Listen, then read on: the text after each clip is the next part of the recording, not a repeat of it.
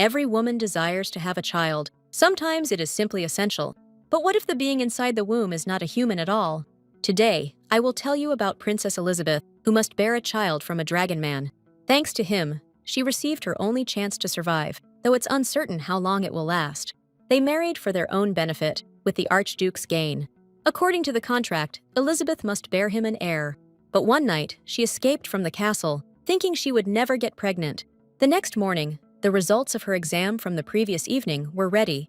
The doctor brought the news to Archduke Regent Kirstan that his wife is expecting a baby, but the room was filled with tension, and he held the note in which Elizabeth said goodbye to him, because earlier he himself allowed her to escape at any time after 6 months, and everything would be fine, but he can't let her go now that she carries his child in her womb. The Archduke immediately ordered all gates to be locked, realizing she couldn't have gone far, as her body was very weak. But how did it end up like this? 7 centuries ago, the all-consuming fury of a dragon swept across the entire continent, and one of his 5 students, whom he cared for deeply, ultimately betrayed his teacher. This man sided with the people and used the dragon's own knowledge against him. This allowed people to defend against the dragon's tyranny and survive. They also founded the arcane Sacred Dawn Empire, which the entire continent reveres. But this grand title was trampled by the hooves of northern barbarians. As the empire fell, Princess Elizabeth Asika fled to escape a gruesome fate. To avoid a torturous death at the hands of barbarians, she was surrounded by the whirlpool of fate, about to stir and awaken. On her journey,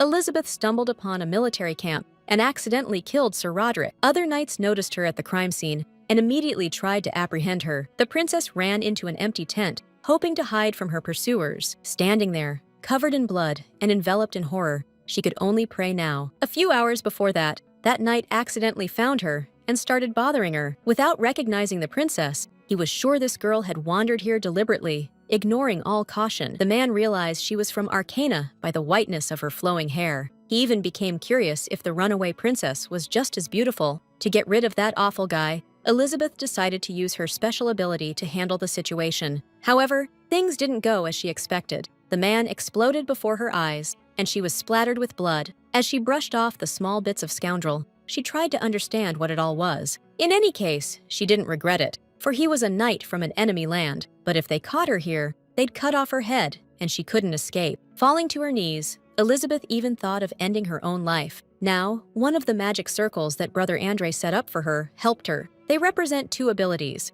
One is defensive, while the other is for attacking. To use them, you only need to touch the circle and say her brother's name aloud to activate them. There was also a circle on her ankle, but she'd understand its meaning when the time came. After explaining, Andre told her to run, so she wouldn't die there with the others. The girl begged her brother to leave with her, not just because she loved him. Unlike her, Andre was a great mage, and without him, she'd be lost at once. But he's the emperor, and no matter what, his duty is to protect the castle. In the end, he just said that if she survives, Arkan won't fall, no matter what happens. Then, Elizabeth began to immerse herself in the altered part of space. Her brother trapped her in a magic orb that teleports her to a safer place far away. And as she walked away, he kept repeating over and over that she had to survive, no matter what. His last words were a plea for her to return and give him a proper burial. Now, as Elizabeth was engulfed by the fear of death, she tried to pull herself together. She is the last member of the royal family and the only heir to the throne. So for Andre, she absolutely cannot die under any circumstances. To save herself,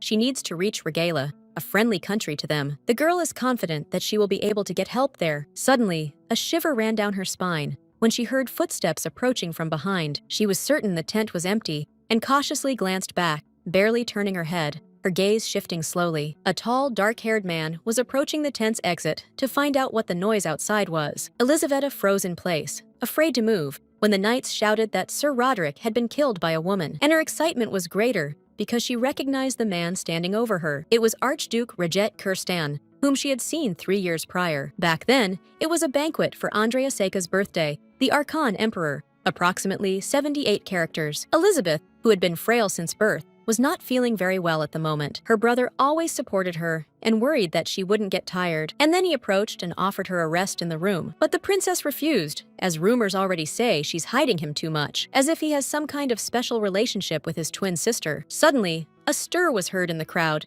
and Elizabeth turned her attention that way. Regent Kirstan, commander of the Northern Knights of Benella, entered the hall. He is also the stepbrother of the emperor, but he does not have royal blood. When the emperor ascended the throne, Kirsten made a huge contribution and became an archduke. Regith was like a bloody wind on the battlefield, proving his worth every single day without fail. This is one of the reasons this man is called the Demon of War and the emperor's personal dog. In any case, Elizaveta felt that collaborating with him wouldn't bring about anything good, you know? And now this man stands before her, and she's afraid he'll recognize her. Outside, the call of the knights urged them to take action, and Elizabeth felt with each passing second that her end was near. Suddenly, the Archduke told the girl to stay put and sent the knight away. The princess thought this man was up to some game, and her heart tightened even more. Then, he actually knelt before her, which left her completely bewildered and confused.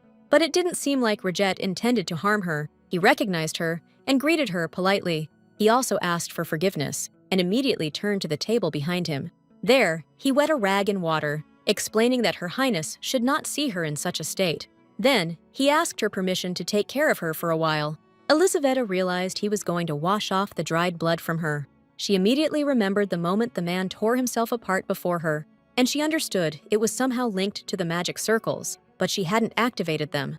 Kirsten distracted her from these thoughts as he approached with a towel, and Elizabeth allowed him to tidy her up a little bit. The Archduke apologized again before getting to work.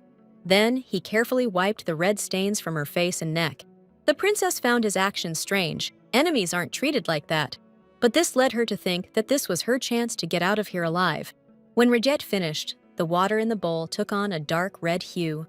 But the princess was now in a more presentable state, and the Archduke invited his subject.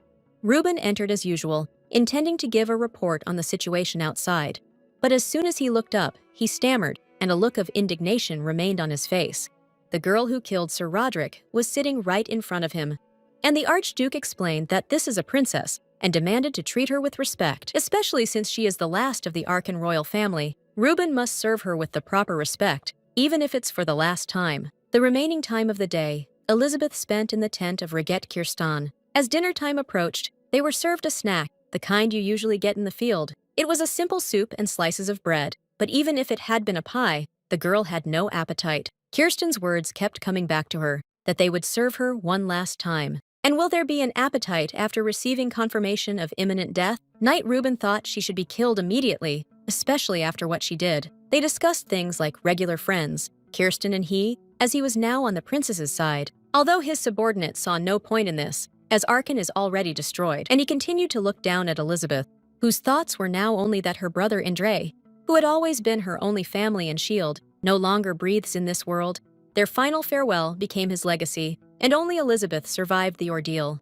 And since she needs to continue living, this is really not the right time for tears. First, she needs to gather information about Benel to save her life. Outside, knights whispered the Archduke would be in a bad mood upon returning home. He's always in a foul mood after meeting with the Emperor, which, demands that Regett quickly produce an heir. Since the Archduke is an unusual man, it would be a shame if such a line were to end. But it's unlikely there's a woman in the world who could endure a half-dragon. These are such vile creatures that are not even remotely similar to humans. They are still too young to control the dragon flowing in their veins. They easily fall into rage, and their appearance evokes the most unpleasant feelings. Elizaveta just realized that the Archduke is also half-dragon. Nevertheless, she spent another 5 days in this camp, and the fear of the unknown did not leave her. Then, Curtin arrived with a servant holding a tray in her hands. On it were neatly arranged items for the suicide attempt, and the princess asked to explain why she received such gifts. The thing is, the Archduke received a response from His Majesty the Emperor, who, instead of execution, granted Elizabeth a chance to end her life by her own hand. Now she has a choice, to end her life with dignity or to go to Benella. This doesn't change much, as they will cut off her head there. Seeing that the girl was hesitating, Kirsten asked her to make a choice. Suicide is considered an honor for the imperial family. It is a tribute to the defeated side, and this procedure helps maintain face before the enemy. Elizaveta clenched her fists, because now wasn't the time to worry about such things, but she has to make a choice by the Emperor's command. And the witness will be the man holding the highest position in this country. Half-dragon, inheriting the blood of dragons. The princess stalled, pondering various options carefully, and she wanted to know first if Kirsten would take her to Benella if she refused to kill herself. The Archduke confirmed but assured that nothing would happen to her until the end because he was ordered to deliver her body intact and unharmed. But she herself must be as careful as possible. Looking at the dagger's blade, the girl wasn't sure what was best to do in this situation. However, the Emperor's orders must be obeyed, and she made the decision to end her life. The Archduke was ordered to bring her body, but it wasn't specified if she should be alive. Summoning her willpower, Elizaveta raised the dagger high, approximately 64 characters, then plunged it sharply downward, driving the point into her shoulder, approximately 73 characters. Immediately, a few drops of blood fell onto the floor, gradually forming a small puddle. And while her soul had not yet left, the princess asked to promise to take her body to Benella. She was a bit surprised Kirshen would get so upset over what she did. Her last thoughts were that, no matter what, she had to survive. As the last member of the imperial family, she had to endure. Still, the wound turned out not to be fatal. Elizaveta had simply lost consciousness. Kirsten laid her on the bed, and after treating the wound, stayed by her side almost the entire time. It wasn't clear to him why she first tried to escape and then injured herself. All that's clear is that she's not planning on dying a noble death. However, her actions made the Archduke wonder what she was trying to achieve with him. Lost in thought, he recalled the days when he first laid eyes on her. The people he passed whispered that many rumors circulated about this princess. But now, having seen her face of divine beauty, it became clear why the Emperor hid his daughter so carefully. Kirsten himself was captivated by Elizabeth then, just for a few seconds, but they felt like an eternity. And while he was lost in memories, the princess came to her senses.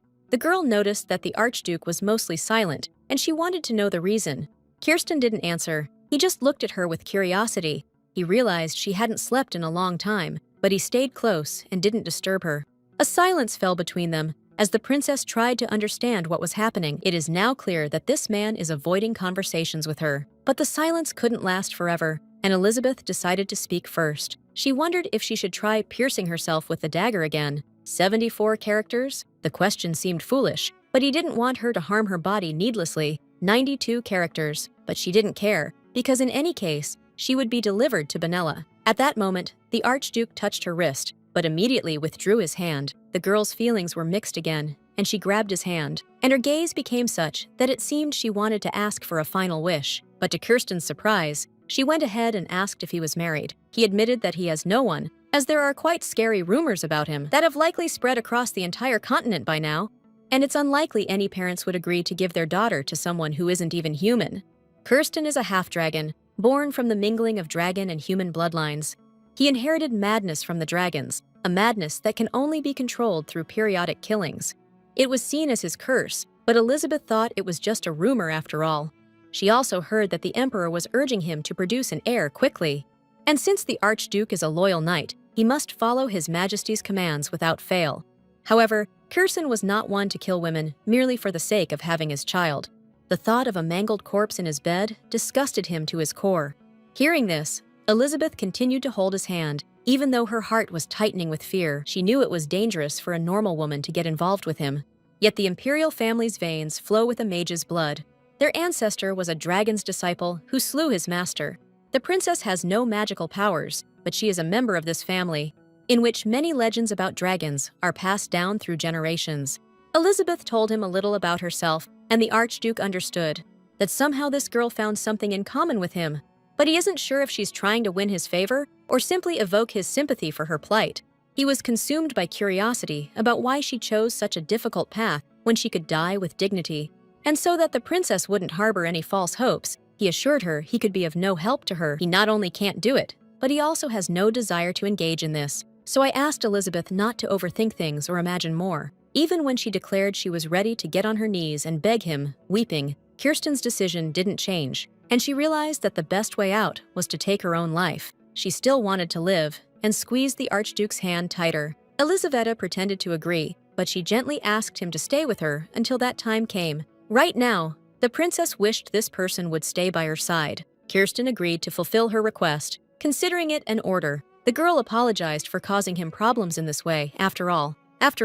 It seems she will die sooner or later, no matter what. Unexpectedly for the Archduke, Elizabeth brought his hand to her face, and then, kissing his hand, she asked him to do one more thing for her. The princess thought it would be easier if he took care of her death himself. A little more time passed, and Elizabeth fell asleep again, while Kirsten continued to sit beside her. He watched as the girl, half asleep, sometimes shivered and repeated the name Andre. Her Highness dreamt of her brother, whom she had lost not so long ago. At first, he appeared as a shadow, as if he himself were a piece of darkness, and then he leaned over her, looking very much alive, as if nothing had happened to him, and the princess reached out her hand to him and repeated that she was meant to be empress, and also that she should have died, then he would be alive, and if he survived, Andre could revive the Arkan Empire, because he is very strong and can do anything he wants. Her brother touched the hand she had pressed to his cheek and sadly declared that without her, he was nobody. But then his face changed slightly, became more serious, and he asked me to listen to him carefully. Andre assured that Elizabeth is much better and more amazing than she thinks, and that she deserves universal respect, but the princess objected. If Andre only knew what she was about to do, he would despise her for the rest of his life. Andre's eyes filled with tears, and he asked her once again to come back and arrange his funeral.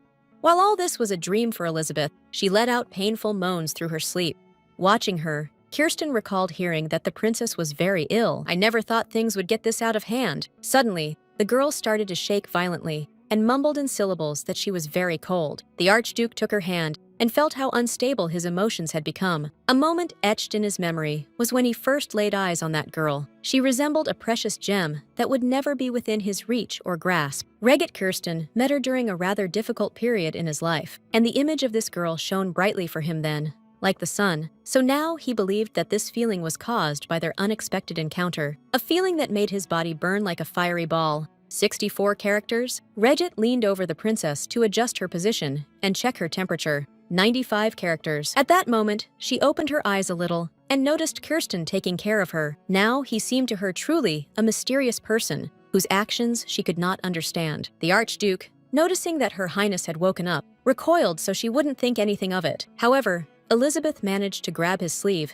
and pulled him a little closer to her because she didn't want to speak loudly and asked when they would arrive in the capital. She whispered right into his ear, telling him not to be so upset and to treat this as the final battle. It sounded, like a dying wish, but still, Kirsten didn't quite understand her, and so, in order not to misinterpret her words, he asked her to explain precisely what she meant by that. Elizaveta realized that from the outside, she probably looked a little crazy right now, but she asked the Archduke to consider, just once, how valuable she could be to him, and then her strength left her again, and closing her eyes, she gently rested her head in his arms. They had to get ready to leave, as the princess felt a bit better, and the caravan set off for Benella. Quite often, the Archduke would take her Highness with him on horseback so she could breathe the fresh air. But Elizabeth found no joy in the air or the sun now, for the end of her journey was approaching, where only death awaits her in the end, likely a painful one by the Emperor's order. On another night, they stopped in a spacious clearing, and the knights immediately set about making camp. First, they prepared a place for the Archduke and the princess, but Elizabeth didn't ask for anything special to be built for her, saying she could sleep anywhere. It wasn't so much about comfort, but rather to ensure that her temperature wouldn't rise again. Kirsten also assured them that such fussing wouldn't delay their journey at all. The girl didn't argue and glanced around at her surroundings. The knights went about their tasks, occasionally stealing glances at the princess. She thought they were avoiding her, as if she were some kind of leper. After a quick look at herself, she concluded it was because of her dirty appearance. And I remembered that on the way here, not far away, I saw a lake, which is located behind a small hill, hidden in a patch of woods. The Archduke noticed she was staring in that direction, and he became curious. Explaining that she saw a lake there, Elizabeth asked for permission to go for a swim. Quickly glancing at the princess, Kirsten agreed that it was a good idea after all, but he chose to accompany her, which puzzled all of his subordinates. However, the girl felt embarrassed, realizing he would watch her bathe. She thought it was just to ensure that she, condemned to die, wouldn't escape. Suddenly, a risky yet brilliant idea popped into her head, surprising her. Considering how this person looks at her, she decided it might be her chance after all. But to make her plan work, she first needs as many people as possible to see them together. Therefore, she readily agreed to have the Archduke accompany her to the lake, looking at him so pleadingly, as if hoping he wouldn't change his mind. A few minutes later, they reached the lake, its water shimmering brightly in the moonlight. The Archduke first tasted the water, and, finding it icy, doubted whether it was worth entering. But Elizabeth insisted, explaining that she was uncomfortable being so dirty, and the smell wasn't so pleasant anymore. Having agreed, Kirsten asked her to be careful and not let water get into the wound. After that, the princess turned away and began to take off her heavy cloak. Since their first meeting, Kirsten hasn't changed much, and she decided to use that to simplify bringing your idea to life. However, she remembers very well the warmth of the day when that person held her. It's a pleasant feeling, not hostile at all, that she still senses. Approximately 66 characters. For a moment, her emotions blurred, but now survival must take priority. Approximately 76 characters. As she continued to prepare for her bath, Elizabeth called out to the Archduke to get his attention, and he, noticing that she was already dressed too lightly, asked her to stop, because the air is very cold, and she might catch an inflammation. Kirsten understood she wanted to swim, but it hasn't even been 3 days. Ever since her fever broke, and she hasn't quite regained her strength yet. It's not that he was overly worried, but he asked not to test his patience. And not knowing what was going on in this girl's mind, Kirsten reminded her of his words, that he couldn't help her at all. A chill of understanding ran down her spine, sensing the inevitable. But she isn't just any girl, she is Princess Arcana, after all. And in that moment, she realized how she appeared before the enemy commander. She's like a helpless little bird, just falling into his arms. And her opponent still remains an honest and noble knight at heart. He also asked me to be careful, as the moss here is slippery. And he also asked us to be patient for one more day, since tomorrow they'll reach the inn. Elizaveta still wanted to freshen up a little, and promised to rinse only her hands and feet. The request was harmless, and the Archduke did not interfere. The princess stepped into the cool water, and immediately felt her legs grow lighter. At the same time, she tried to guess if the barbarian would remain as noble, and will he be able to forgive her after what she's about to do in Benel? A month and a half has passed since she was captured by the enemy army, and finally reaching the northwestern continent, 54 characters. Elizaveta arrived in Benela's mighty empire, 53 characters. Entering the city, their delegation proceeded calmly in their direction. And during the stop, a worried Reuben suddenly ran up to the Archduke. He tried to explain that he noticed something wrong when a harsh voice was heard. Who said he was the 4th prince of Ugal Kingdom and was surprised to see Rajet here? This voice belonged to a man who looked just as rough, who had approached them. Jano Shihart, with a tar-blackened red braid on his head, looked like a real scoundrel. He recognized Princess Arcana, though she was hidden under a cloak. Ugal is the greatest enemy of Arcana, leaving no living space in his destructive path. These ruthless barbarians didn't just kill, they twisted it into a grotesque form of bloody art. Kirsten noticed his captive suddenly trembling violently. The girl tried to hide it, but her hair standing on end betrayed her feelings. Giano, however, expressed his disappointment at coming all this way to Arcan, only for the princess to be taken. He wanted to see her beautiful face, famous for its beauty, at least once before she died. That's precisely why he asked Emperor Benella to ensure she was delivered safe and unharmed, and now he intends to take it from the Archduke, thanking him for the delivery. He had already extended his hairy hand to the girl, and she tensed even more, yet she waited for him to grab her tightly, for then the magic circle activates, and it will explode. Suddenly, the ginger barbarian was blocked by Kirsten, who demanded he step aside. Naturally, this angered Prince Ugal, and his face twisted into a displeased snarl. Rigid explained that he had no orders to hand the princess over to anyone, only to deliver her. And until His Majesty commands otherwise, this girl will remain his prisoner. And that means that no one else has the right to lay a finger on her. Then he turned to the girl, who had turned even paler, and telling her not to worry, he asked her to go with him. They headed for the palace entrance, and all Giano Sihart could do was nervously wait. At the moment, he could do nothing, but he vowed to himself that he would surely achieve his goal. In the audience hall, Emperor Neuer Erdrich was pleased to see his lordship, and immediately asked if the princess caused any trouble on the journey. Given her noble background, he had anticipated that she might want to take her own life, but since they've come this far and nothing like this has happened, the emperor began to suspect that she had some hidden intentions. Kirsten suddenly remembered how Elizabeth had asked him not to leave her side, and also how she asked him not to get too upset when they arrived in the capital. And now, Neuer has announced that the Ugal Kingdom has demanded the surrender of the princess's head.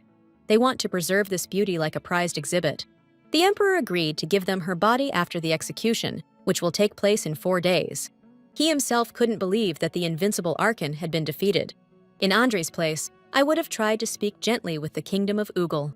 But the emperor saw the Archduke looking down and thought he was thinking of something else. Kirsten denied it, and it would have been obvious if he had lied about the matter. But now, that's not what's troubling His Majesty so deeply. Neuer wanted to know if anything happened to the princess en route to Reget. The question seemed sharp, and the Archduke didn't quite grasp why it upset the emperor so much. However, he assured that there was nothing that Neuer could have imagined. He missed the moment when an awkward situation arose between them on the lake. He hoped the questions would end there, as he'd done everything he was told. His Majesty satisfied his curiosity and allowed the Archduke to go rest for a while. After such a long journey, even a half-dragon needs a break, especially now. But in the end, he asked him to read the list of brides brought to his office. Neuer reminded again that he doesn't want to wait long for his half-brother to get married, and he asked not to forget why he was given his place in the world. After all, he's a dragon with human traits, and it's foolish to waste such a lineage. When Kirsten was still a child, Neuer convinced him to agree to his terms and conditions. And now, Regit reminded him that even after marrying, it would be difficult for him to produce an heir. Even if a human woman manages to carry his seed, she will die before giving birth to the child. For this, Neuer asked not to worry and promised to select the strongest women. After all, their mother was able to carry and give birth to him, so nothing is impossible. The Archduke decided to end the conversation and headed for the exit, and the brother reminded him that without marriage, Regit would die alone. Even to this, Kirsten didn't react, though his feelings were stirred within. He remembered his mother. She couldn't have him for a long time. She died in the end, because such little monsters are born from the tearing of their mother's womb. And all the women who bear the Dragon Man meet their end in precisely this manner. Neuer didn't see this horror, which is why he remained so stubborn. And Kirsten decided to return to the duchy quickly, before things got even more complicated. But before he left, for some reason, he wanted to see the princess one more time. Although he understood that there would be no point in seeing her face again, Elisaveta was already sitting in the dim cell, her thin hands pressing against the heavy chains. She remembered how Regit had ordered the guards to bring her closer, and saw that the chains had rubbed so much that soon the skin would tear and bones would be visible. He didn't think he was a good person, but he felt bad she was suffering so much, and he wanted to ease her suffering a little before she died. Having removed the shackles, he tied handkerchiefs around her wrists to lessen the strain. Then, he put the handcuffs back on. As he realized that he couldn't fully free her, Elizabeth was profoundly perplexed by his strange behavior. Yet this sweet memory was abruptly shattered by a rough voice. Jano approached the bars, remarking that Emperor Andrei also had a handsome face, you know. However, it can't compare to the princess's lovely features, that's for sure. Elizabeth recognized Jano, and he even liked that she remembered his name so well, but he didn't come here to talk about that. He demanded her confession. Why did the Emperor pour all his magic into her before his death? Elizabeth didn't understand him at first, but then thought of the magic circle, and that seemed strange to her, because only she and Andrei could see him. Suddenly, Jano, twirling a key in his hand, declared that he intended to check it before he killed her. He was burning with curiosity to find out if she was a sorceress. The girl's eyes filled with fear, and she scooted even closer to the cold wall. But the hand of that disgusting guy seemed so long that it could reach anything. Not knowing what to do, Elizabeth squinted, hoping the magic circle would work. Approximately 90 characters. Suddenly, a crash echoed, and she saw Jano's face pressed against the floor. Approximately 80 characters. The door to the cell was already open, and the Archduke stood over the barbarian's body. With an unperturbed face, he looked at the girl, surprised by what had happened. The princess still couldn't understand the man's intentions. Who is careful with the wrists of the prisoner, who will soon be sentenced. He came, defended her from the barbarian, like a prince on a white horse. She even thought it might be a sneaky plan by the emperor. Kirsten might just be dutifully fulfilling her knightly duty. Kirsten had not been in the cell for long when he got ready to leave, and Elizabeth thanked him. She also wanted to ask his forgiveness for what she would do, but remained silent.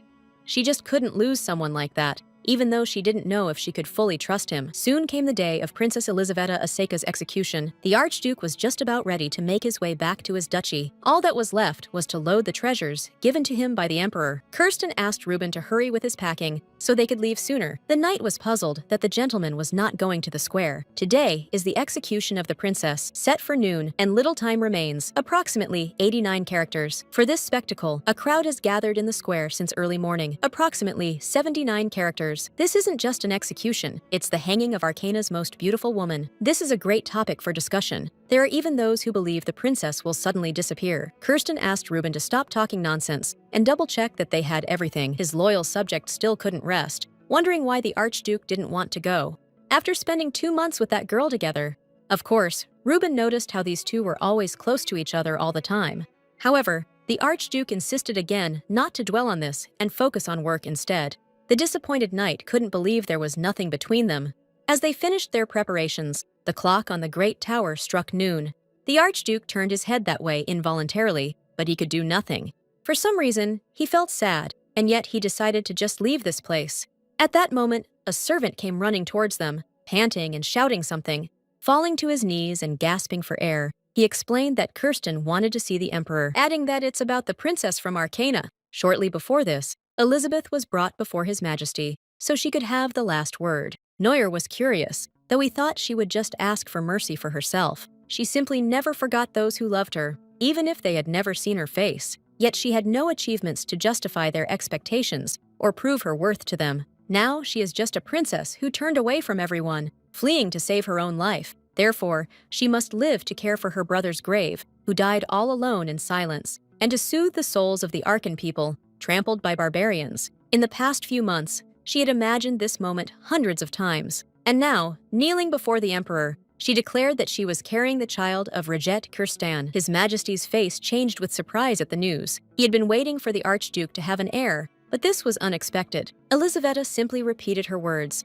her voice still just as confident. Neuer tried to imagine that his stubborn brother actually spent the night with that girl after all. Though, glancing at her face again, he thought it wasn't so unbelievable. For a moment longer, he remained stunned, struggling to accept what he'd heard. Then, he decided to share a terrible secret with the princess. Reget Kirshtar is a half-dragon, but the girl already knows that. What surprised her again, since she also knows how difficult it is to carry his seed. Still, Elizabeth didn't back down from her words, and patiently waited to see what would happen next. However, Neuer wanted proof that she was indeed pregnant after all. Then she confessed that her twin brother was a skilled wizard. He used to always check the state of her body, examining the flow of her magical power. She's not a mage herself, but she can also sense mana. And in this way, she is able to find out if there are any changes occurring within her body. Neuer still doubted that she could make this up just to avoid the death penalty. The princess couldn't argue with His Majesty and would accept his decision, whatever it was.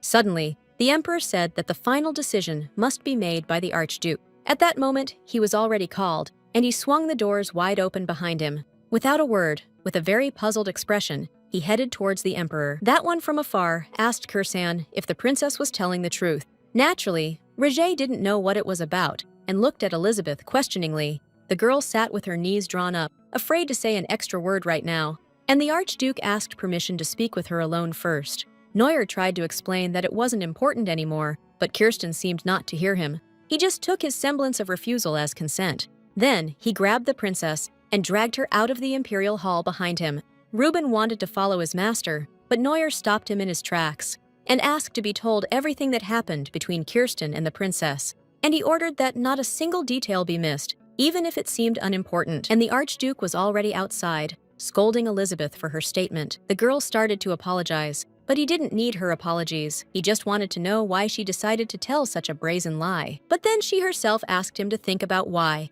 since he should understand perfectly well. Elizabeth does not want to die, so she had to do something to ensure her survival. Kirsten was still against her dragging him into this and not figuring it out on her own. But the princess saw no other way out, only this one path to take. Now she deeply regretted it, yet she begged Reget to understand and play along. He assured that even he could hardly think of a way for her to escape death, especially since he wouldn't have even listened to her if she had warned him about her plan in advance. After all, he himself has said many times that he won't help her, and today she is to die in the square, because even though he felt well towards her, he wasn't going to save her. And Emperor Benella is already desperately waiting for the Archduke to have an heir. Now, although Elizabeth is not pregnant, she promises to definitely have a child for him. And again, with eyes full of tears, she begged him not to reject her and to use her to produce an heir. She understood how annoying it is when people push you to have kids. Therefore, she believes that her plan to save her own life will also greatly benefit Kirstan as well, who was quite surprised that this girl decided to voluntarily make such a sacrifice, because that means she will die completely,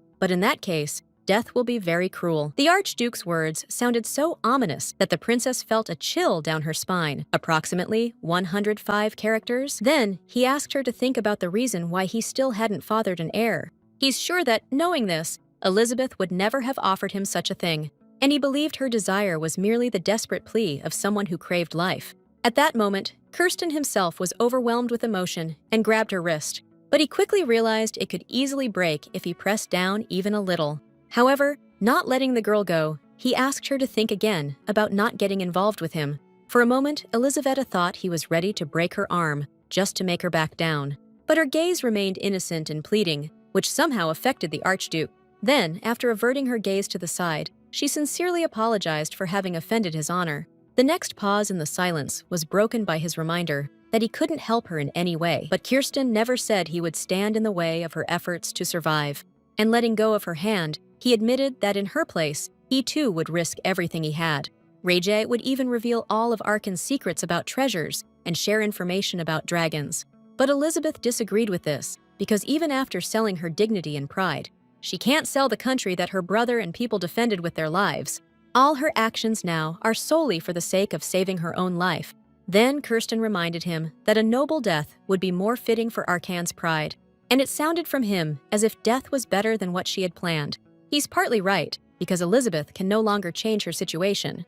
Even if she returns to Arkan, she won't be able to rebuild the empire, but she can't die after her brother's words. What if she remains alive? Then Arkan will not fall, no matter what happens. Then, placing a hand on her heart, the princess declared that she was unlike an ordinary woman because she can use magic, which the Archduke immediately disputed, because if she were using magic, she wouldn't have come to Benella willingly. In the end, Kirsten stated that he has no desire to hug a woman. She's resisting, you see, and she's just not able to properly control herself. Still, the Archduke decided to give her time to think until tomorrow. Then, he got up to leave, when Elizabeth said she had nothing to think about. She has thought of everything, and there are no other options for her. Now, the princess will simply wait for the Archduke to make his decision.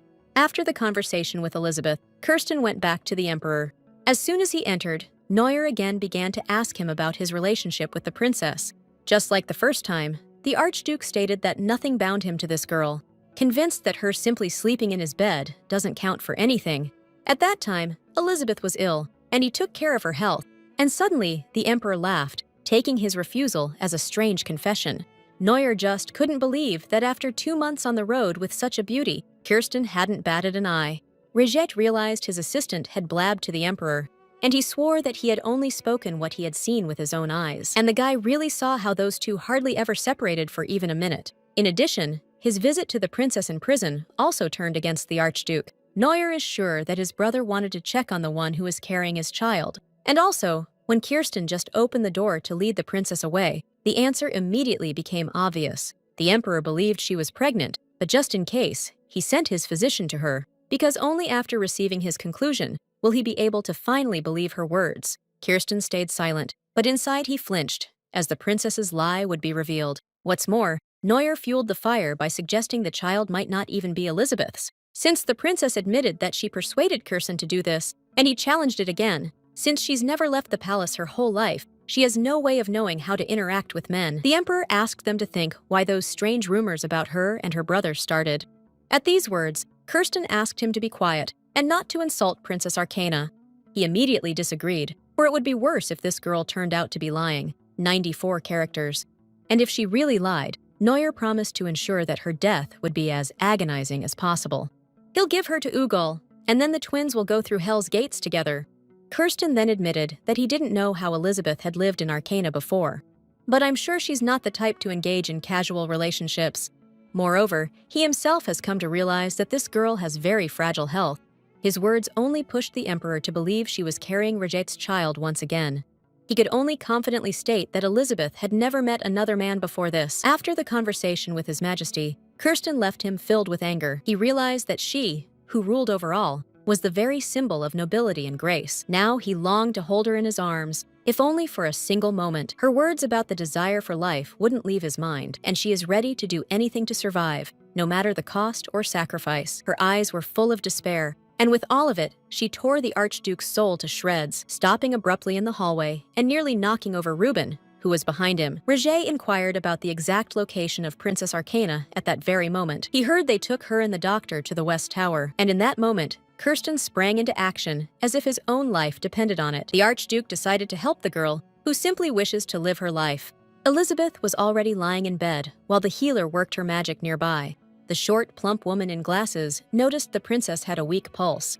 So weak that only dying people are like this, and she admitted she had always been this way. But this wasn't enough to check. We also need to measure the temperature. The doctor had already taken her blood. The princess feared her lie would be found out tomorrow. But still, she won a day, and she has time to come up with something else. Soon, the girl was left alone and didn't get out of bed until evening. In that position, she fell asleep and suddenly felt someone gently touching her forehead. Opening her eyes a little, she saw the Archduke above her, but thought it was just a dream, and she didn't understand why he entered her dream, if he wasn't going to help anyway. Elizaveta herself had already accepted that she would die anyway. In trying to survive, she only brings pain to those around her. Right now, she is only asking to be allowed to commit suicide if her lie is revealed. Then she closed her eyes again, and when she opened them, she saw the maid standing beside her. Elizabeth jumped in surprise on the bed, not understanding what was happening around her. The girl in uniform introduced herself as Yvette, explaining she would now serve the princess. Elizaveta was confused, thinking it was a joke. Why would a maid serve someone about to die? But the maid kept saying that she was instructed to do everything her mistress asked of her. What seemed stranger to the princess was that Kirsten had given such an order, because even this young maid is already aware that Lady Elizabeth will soon become his wife. After some time, the Archduke visited Elizabeth to check on how she was feeling. The girl lay in bed for 3 days, as Yvette had informed her a little earlier, but all this time seemed to her like a fleeting dream. She was overcome by severe exhaustion from overwork, but now she's feeling much better. But the most important thing for Her Highness is that she is still alive. For the Archduke, achieving this seemed quite troublesome and very irritating indeed. And he wanted that, with the help of this one deal, he could free himself from the Emperor. Suddenly, Kirsten looked at the princess as if seeing her for the first time.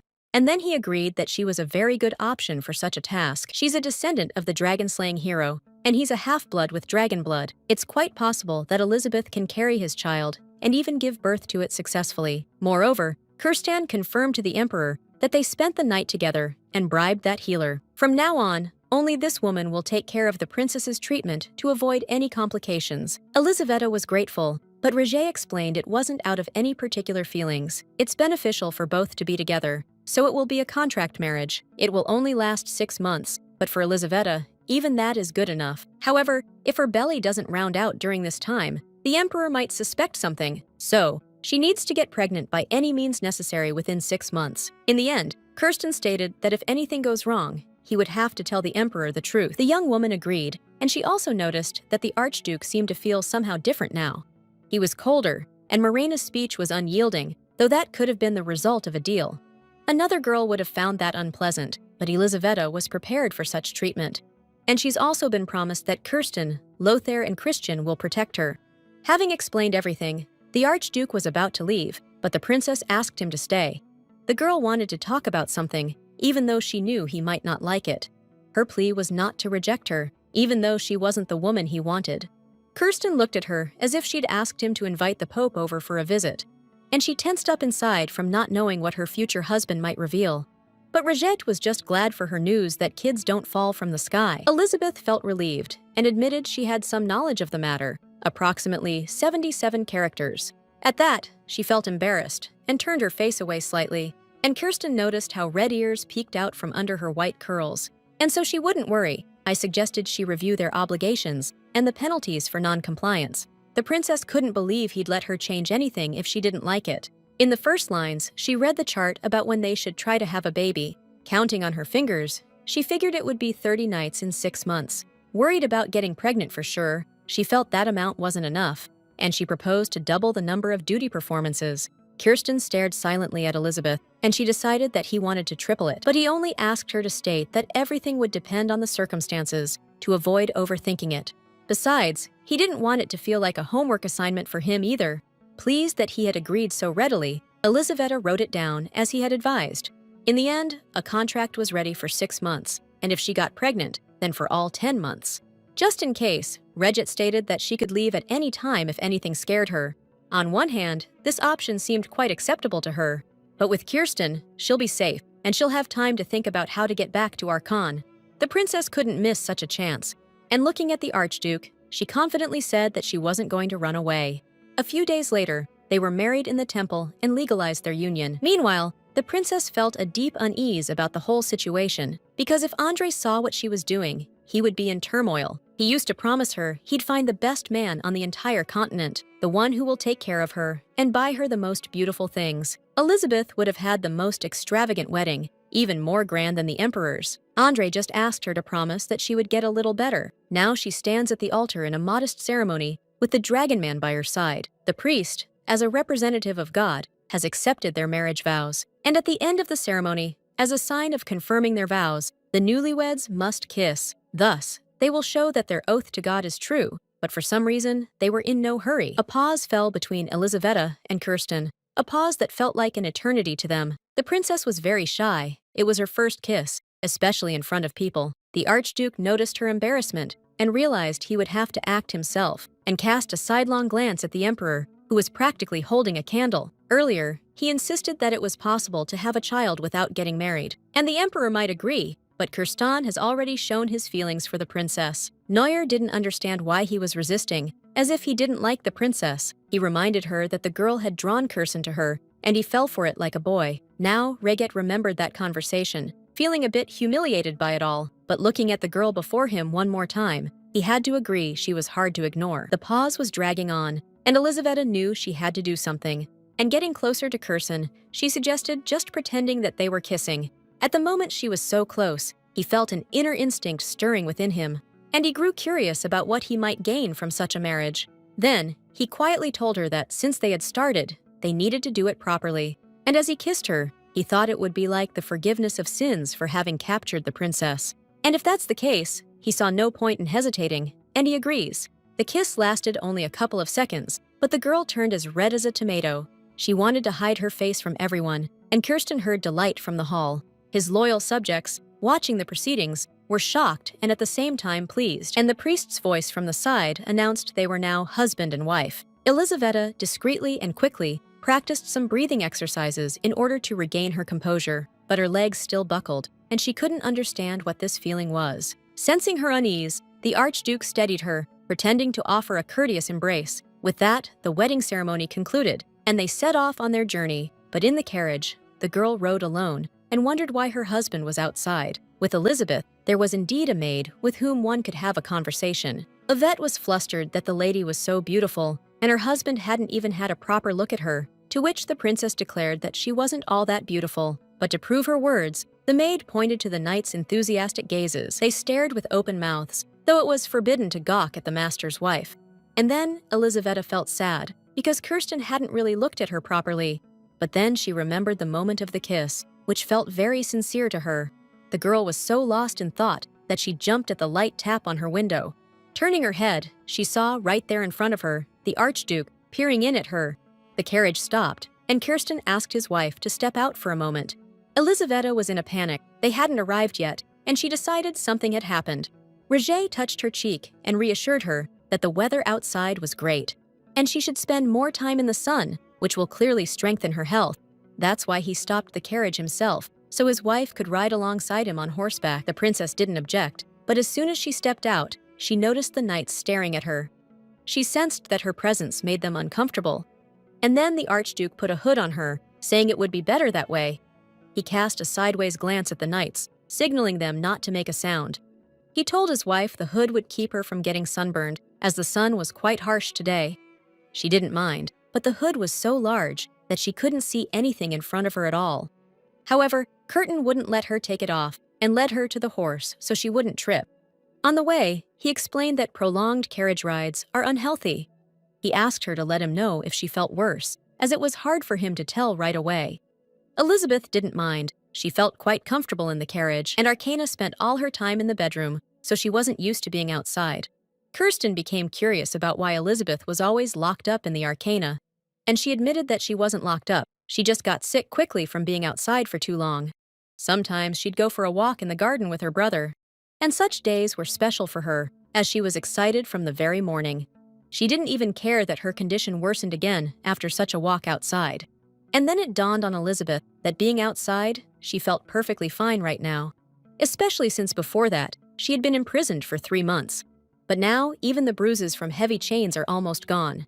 Only faint traces remained, but noticing them, the Archduke became agitated. Then, Elizabeth explained that, on the contrary, it's very fast. Only 10 days had passed, and she couldn't understand how this was even possible. Suddenly, she remembered her brother's promise that she would be healthy someday. It sounded like a fairy tale, but Andre asked her to trust him completely. Now the princess believed her brother was right, but she still didn't understand how. She thought she heard Kirsten say something, but he asked her not to pay attention. He was simply pleased to see that his wife was holding up well, but he couldn't understand how someone could be so fragile that even bruises lasted 10 days, and he couldn't help but doubt she could handle a half-dragon with such a body. Approximately 88 characters? Either way, he decided to wait. Time would tell how it'd unfold. Approximately 67 characters, and then he suggested Elizabeth make a stop in the neighboring village. Kirsten was worried about her, but she felt he was tired himself. And her words surprised Reuben, even his horse, which knew the Archduke as the most tireless of men. Elizaveta kept lamenting that her husband was tired after 2 days of horseback riding. Suddenly, she had a strange feeling of dread. Kirsten noticed her wariness, but before he could even open his mouth, as the princess asked them to stop, they would not be able to go any further. She pointed to the dark forest thicket and said someone was waiting for them there. Shadows really appeared at that very moment from behind the trees.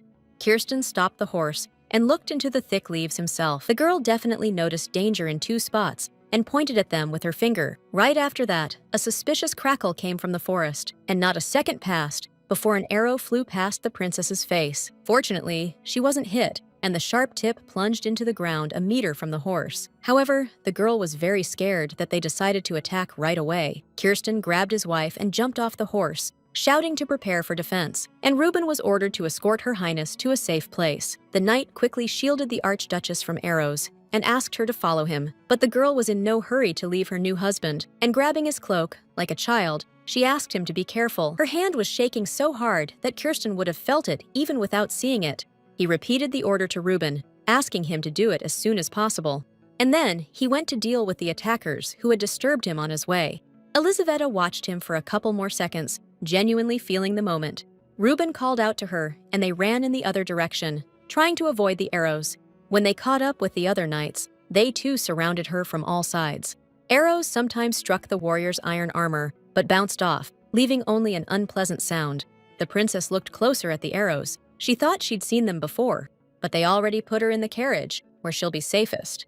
Still, she yelled to Reuben not to get hurt by the arrow, warning it was poisoned. She definitely saw these arrows when she fled Arcanum. These are Ugel's arrows. Reuben gritted his teeth, as these barbarians had really gotten on his nerves. Meanwhile, Elizabeth was trying to think of something, sure that she was their target. She recalled her brother telling her about magical circles' properties, and to use the circle, you need to place your hand on it and say Andre's name. So the princess did just that. Rolling up her sleeve, she touched the circle, and having spoken her brother's name, she prayed for him to give her strength, and a blue radiance appeared around her. This glow began to spread around the carriage, as if creating a protective dome. By this time, Kirsten had come a long way, yet he could still see the blue light. He realized it was protective magic, but then a harsh, raspy voice distracted him. Before him, as if from nowhere, a red-haired barbarian appeared, grumbling about them taking his girl. He became curious if Elizabeth had confessed to the Archduke about the reason why Emperor Arcana cared for her more than for himself. Kirsten was surprised,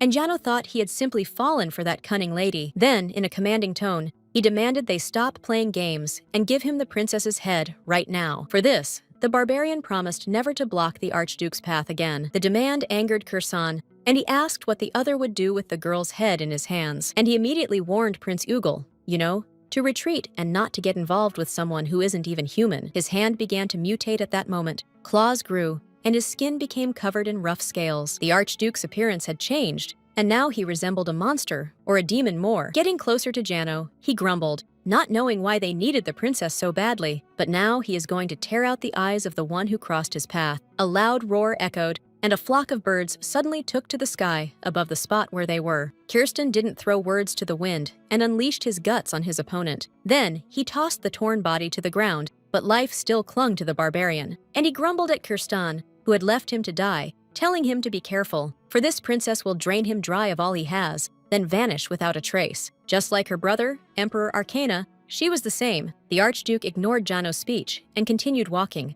suddenly hearing a scream. When someone shouted about the princess's carriage, he dashed toward that direction. A little earlier, when the carriage was covered by a magic dome, it became quieter around. Yvette reported to the princess that the danger had likely passed. She saw her mistress trembling with fear, and she herself worried about her. The magic effect was coming to an end, but Elizabeth was more worried about Kirsten. The maid was so focused on comforting the princess that she didn't notice the barbarian nearby. He seized the girl by the neck and shoved her into the carriage. Losing her balance, she fell onto the princess, but was worried that she wouldn't get hurt. But Elizaveta tried to understand what had happened, hoping to make out who had attacked. However, she didn't have time. This man pushed the carriage off the cliff where they were standing. Literally, seconds later, Kirsten ran in, and Reuben explained that the carriage had crashed. This happened as soon as the barrier weakened, and Her Highness managed to push the maid out.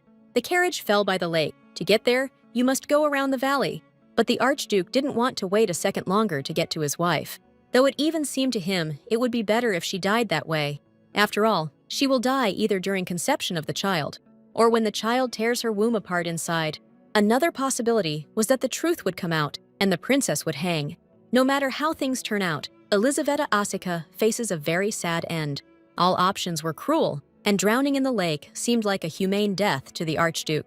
He was already turning to leave it all as it was, but Reuben's cries didn't subside. Kirsten's mind snapped, and he plunged from the height toward the lake. Elizaveta sank deeper and deeper into the water, following the sinking carriage.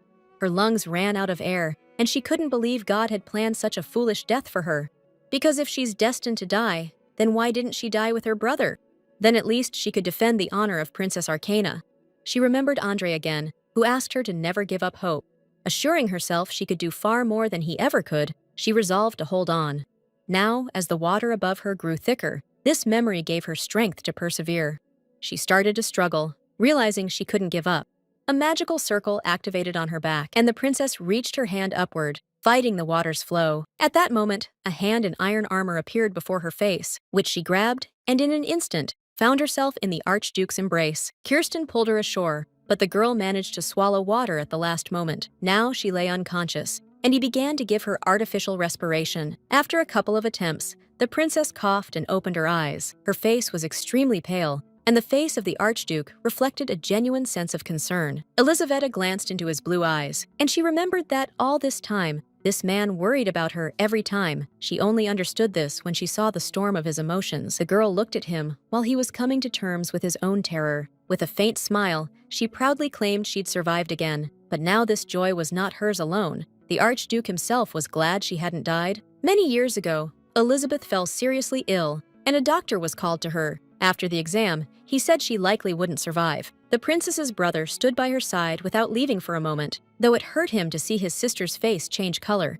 and she moaned constantly in her delirium. As a child, Elizaveta was often sick and spent most of her time envying her brother, and she honestly admitted to him that she wanted to be as healthy as he was. Of course, she didn't like being sick, especially when a fever made her whole body ache. Moreover, it showed in her appearance, and her hair became dull and lifeless. Elizabeth feared that if she kept getting sick, she might turn gray by old age. But her brother encouraged her as best he could, saying that color was lovely, and his words always sounded like sincere support to her. Each time Elizabeth complained, Andrew's face twisted in pain as well, reflecting his hurt.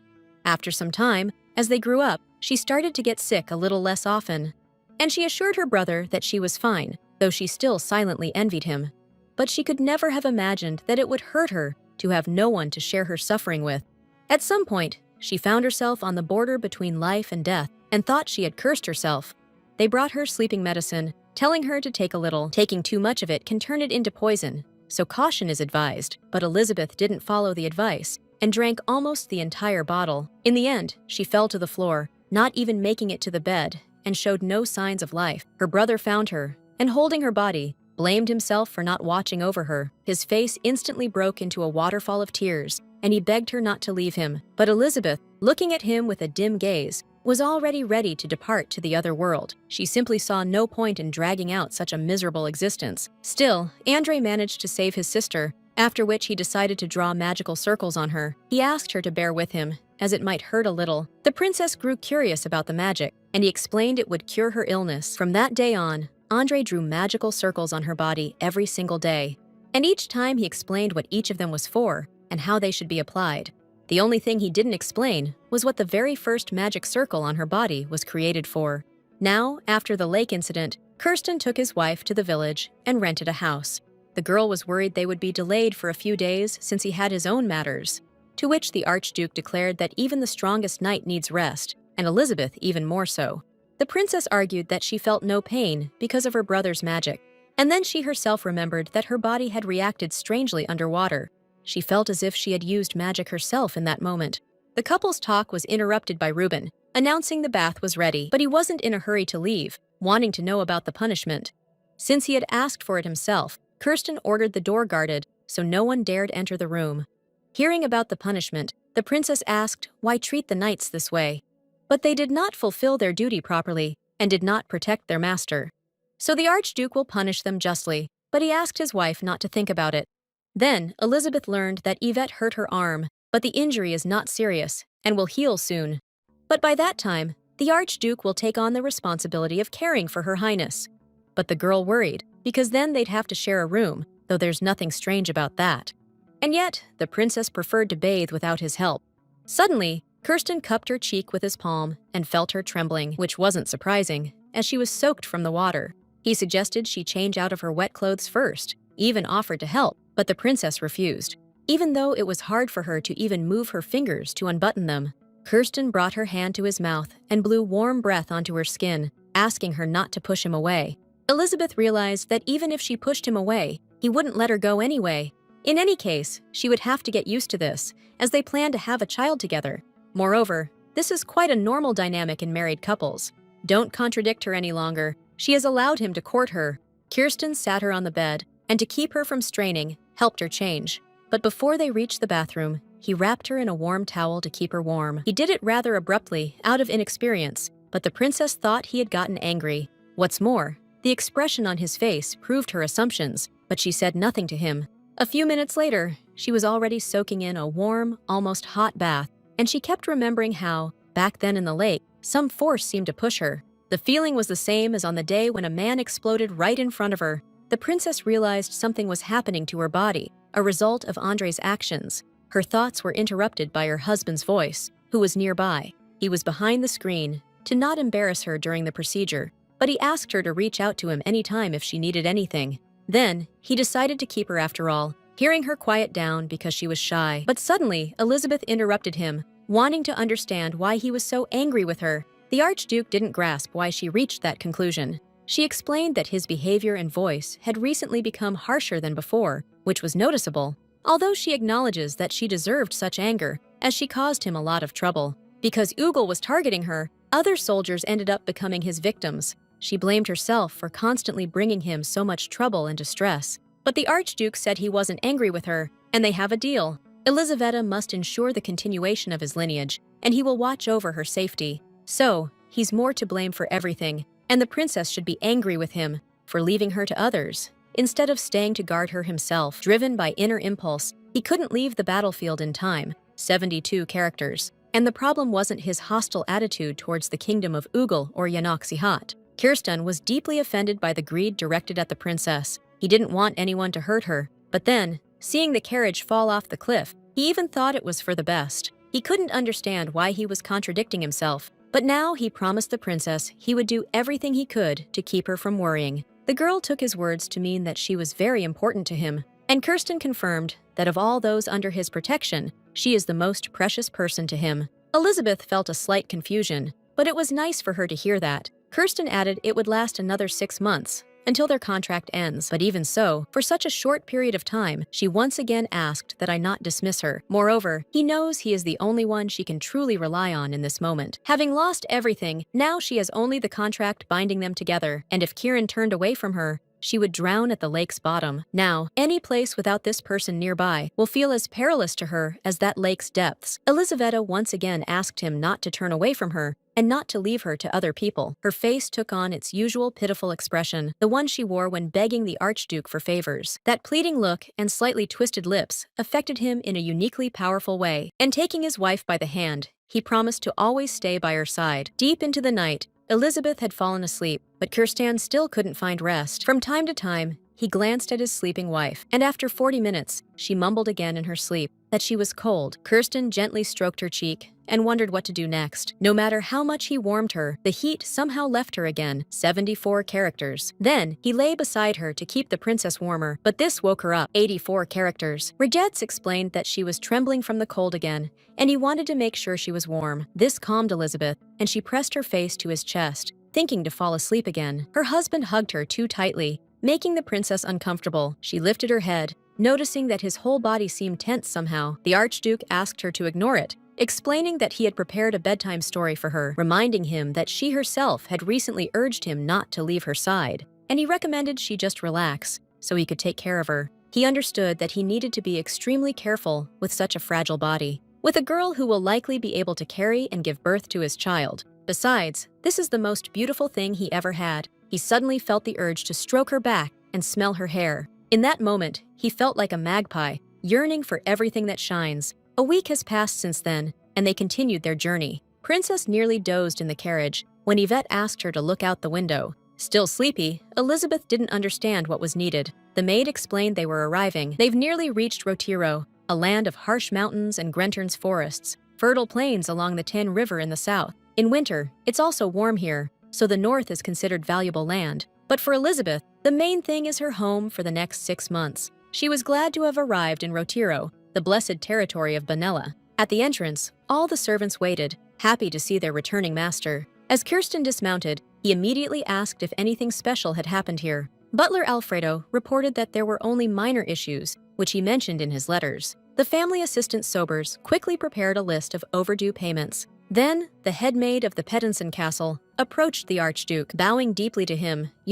She expressed her immense joy at his arrival, but from her face, Kirsten realized something was wrong, and she asked him to share the news himself, which she had already received from Sir Reuben. Pettinson means that there will be a new mistress in the castle from now on. To avoid a long explanation, Roger nodded to Reuben, and he helped Elizabeth out of the carriage. The girl glanced around a bit warily, noticing how everyone was staring at her, but the servants were indeed curious to see who their master had chosen for himself. It seemed that Pettinson didn't like that Karatsin went against the emperor and got married anyway. Therefore, it is very important for her to know what this woman is like. With much difficulty, the greetings ended, and Regit suggested his wife take a walk around the castle. He was ready to give the princess his attention so she could settle in more quickly. Still, she began to refuse, realizing that he had a lot on his plate. Elizaveta asked them not to worry about her and to calmly get back to work. And to avoid getting lost in this enormous castle, she'll ask Reuben or Yvette for help. Kirsten immediately shamed the knight for failing to protect the princess. Although the castle is safe, he didn't want his people to act without his instructions. Elizabeth explained again that he wouldn't be able to accompany her all the time, because he has a job, and she didn't want to bother him with trivial matters. Seeing their conversation, Pettinson noticed that the hostess was just as stubborn as their master. Although Elizabeth is right, there are many things she can do on her own, and her husband really needs to catch up on work that piled up while he was gone. And in case the princess encounters any problems, she promised to turn to the butler. Old Alfredo was happy to serve the new mistress and immediately offered his hand to escort her. And only the head maid remained silent for now, harboring suspicions about this girl. And the princess asked the butler to show her the main tower first, and then the room. He also promised to introduce her to the other maids who would be assigned to her. Sober approached Kirsten and offered to take a break and eat in his office. But the Archduke, with a serious face, paid no attention to the offer. He asked his assistant to call his wife simply Princess, because she won't be holding the title of Archduchess for long. Later, Alfred led Elizabeth to the tower, where there was a very steep staircase. All the bedrooms were located at the top of the tower for security reasons. Now, the princess understood why. According to rumors, the Archduke spent most of his time in his study. Still, she agreed that this place is called the Blessed Land, a fitting name indeed, yet she shouldn't lose her mind. As a child, she believed the world was all beautiful, but then this illusion collapsed with the walls of Arcana. At some point, she even doubted whether this place was a refuge, approximately 75 characters, or just another battleground, approximately 36 characters. Lost in thought, the girl didn't notice her husband rushing up behind her. She had almost reached the last steps, which seemed to go on forever, and when Kirsten stumbled over her words, she lost her balance and nearly fell. The Archduke caught her immediately, but she was still surprised he returned so quickly. And Kirsten now spoke like her and asked him not to push her away. He didn't argue that he had a lot to do, but he couldn't let her condition worsen under any circumstances. And if he worried about Elizabeth, he wouldn't be able to focus on his work at all. The girl whispered to him that she never meant to push him away. And then she even felt sorry, realizing her husband had to rush up and down this staircase every day. And so, he admitted that he hadn't actually climbed those steps for over an hour. However, he is willing to walk longer, just to keep the princess comfortable. Taking Elizabeth to her room, the Archduke returned to his study. Yvette quickly started helping the lady, offering to prepare a bath for her. Just then, the head maid knocked on the door, and the princess allowed her to enter. The door creaked quietly. However, the princess was slightly shocked when she saw an entire delegation at the doorstep. Pettinson brought several maids to take care of the lady of the house, but she stated that Iveta and one more maid would be enough for her. The head maid did not understand the modest choice. But right now, that's not so important, because she brought another person. The local doctor, as the old woman doctor also needs a rest. Pattinson thought it best to check on the princess right away after such a long trip. Anything could have happened during the journey, and she worried for her health. So she ensured that a medical checkup was conducted without delay. Elizaveta perfectly understood that if the doctor of Rotiro Castle examined her, he'll be able to tell she's not pregnant, and then it's all over. Kirsten probably didn't tell anyone else her secret out of caution. And if the doctor was brought here, it means Mrs. Pattinson acted on her own. It's clear this woman has doubts about the new mistress who appeared so suddenly. She decided to see for herself if she was really pregnant. To decline the inspection, Elizabeth said she needed to sort through her things, and that she's perfectly healthy to wait for her personal doctor. Pattinson began to persuade her, feigning concern for the new mistress. Her persistence made it clear that they would not agree to accept the princess's arrangement. No matter how much Elizaveta wanted to dismiss the maid, she gave her consent, asking to get it over with quickly. Approaching her, the doctor first began to feel for her pulse, noticing him so weak that it was difficult to determine the state of his body. To achieve a more accurate result, he suggested taking a blood test. When Yvette spoke up, she yelled at Mrs. Pattinson that it was too much, because poking someone with a needle right after a long journey, that's not normal. And if we take the blood now, the results may turn out to be inaccurate. And if you postpone the examination for a few hours, nothing terrible will happen. The princess, displeased that she'd been brought a poor specialist, spoke up after Yvette. He couldn't tell her condition right away, and the Archduke himself chose her doctor. So she immediately said that there was no point in checking her pulse right now. And now she angrily criticized them for treating their owner inappropriately. Then she asked Pattinson to leave, allowing only one maid to remain here, because she doesn't like having more than 2 or 3 servants around. And finally, Elizabeth warned them, quite sternly, not to make her have to repeat herself. The head housekeeper realized this girl was not as simple as she seemed, but she only bowed and assured that everything would be done as she wished. Later, after tucking the princess in, Yvette advised telling everything to the Archduke. Elizabeth understood that these people would soon be her closest companions, and it seemed that none of them could be trusted. The faces of these people looked distant and wary, almost detached. Mrs. Pattinson seemed the most likely to deliver news to the Emperor without hesitation. For the princess's safety, she needed to win this woman over to her side, but only Yvette was nearby now. Even Yvette's loyalty could be doubted, making the situation even more precarious. Then, Elizabeth reminded her of the time she pushed her out of a carriage falling off a cliff. The maid never forgot. She is still grateful for being saved that day. Otherwise, she would have lost more than just her injured hand now, and the princess offered her a job in payment for her saved life. After all, Yvette serves Elizaveta, but she is also a person of the Archduke. The princess refuses to betray her husband, yet she asked her maid to assist with security in the castle.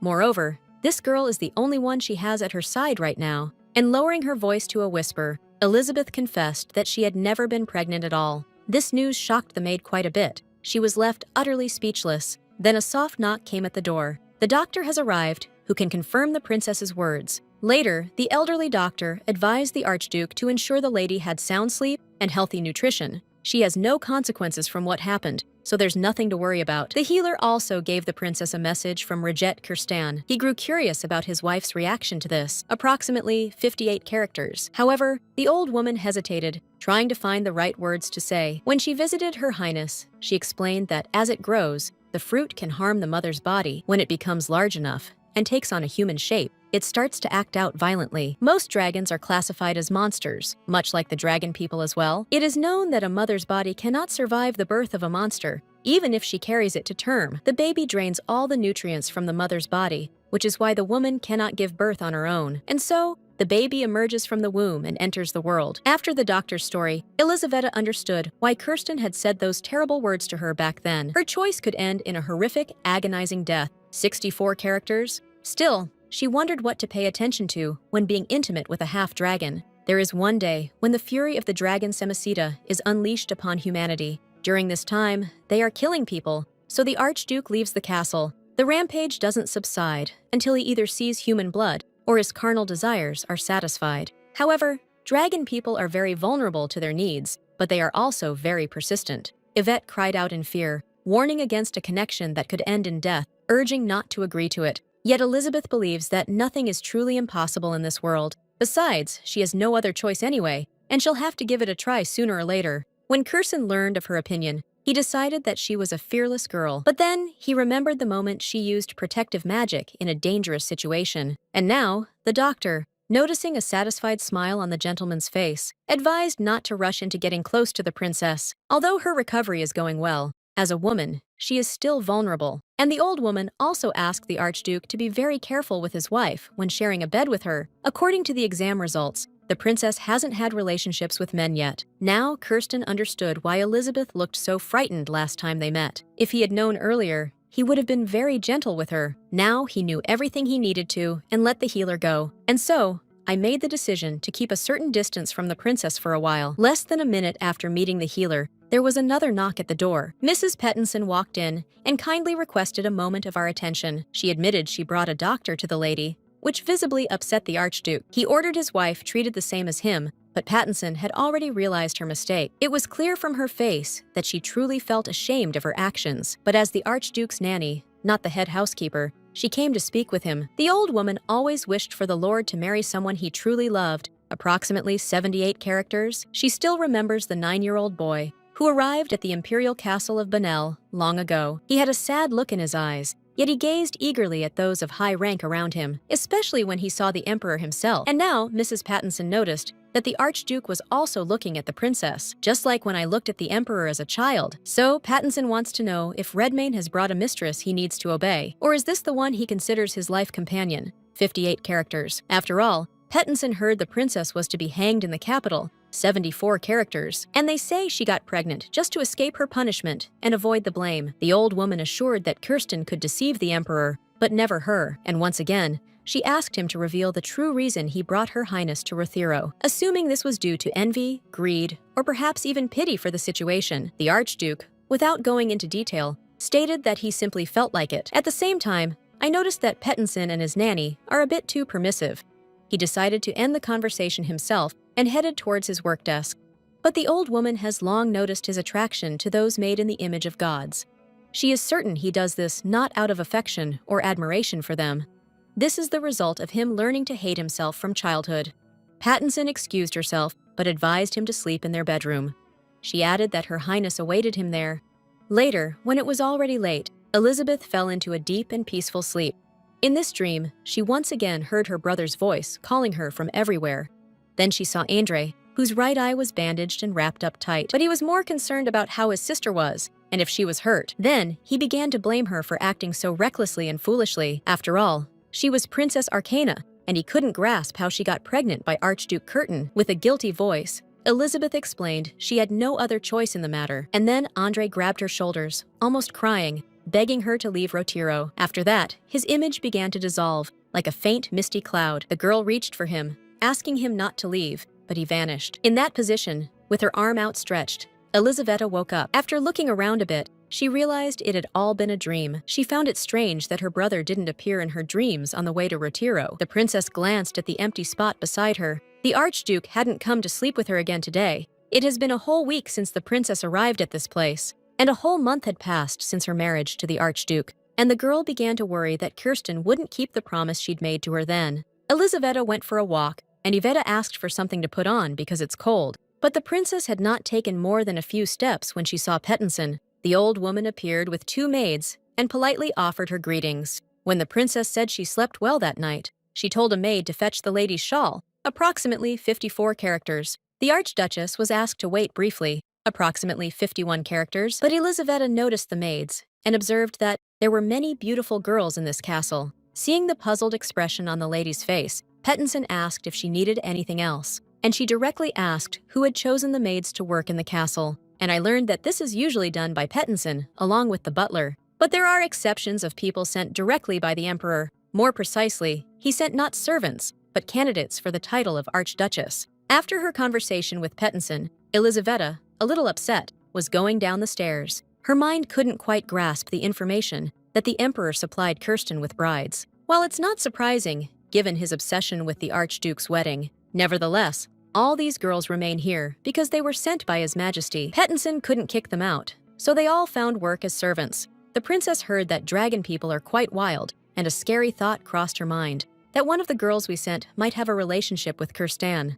The Archduke was informed that the princess had gone to walk down the stairs herself, saying that Her Highness was unyielding, and the maids could do nothing about it. And Kirsten began to ask what had compelled Her Highness to take such a dangerous walk. Yvette, who brought the news, admitted that the princess was tormented by nightmares, what seemed strange to the Archduke, as nothing like this happened on the way to Rothero. And then the maid suggested that the problem was that the lady was sleeping alone.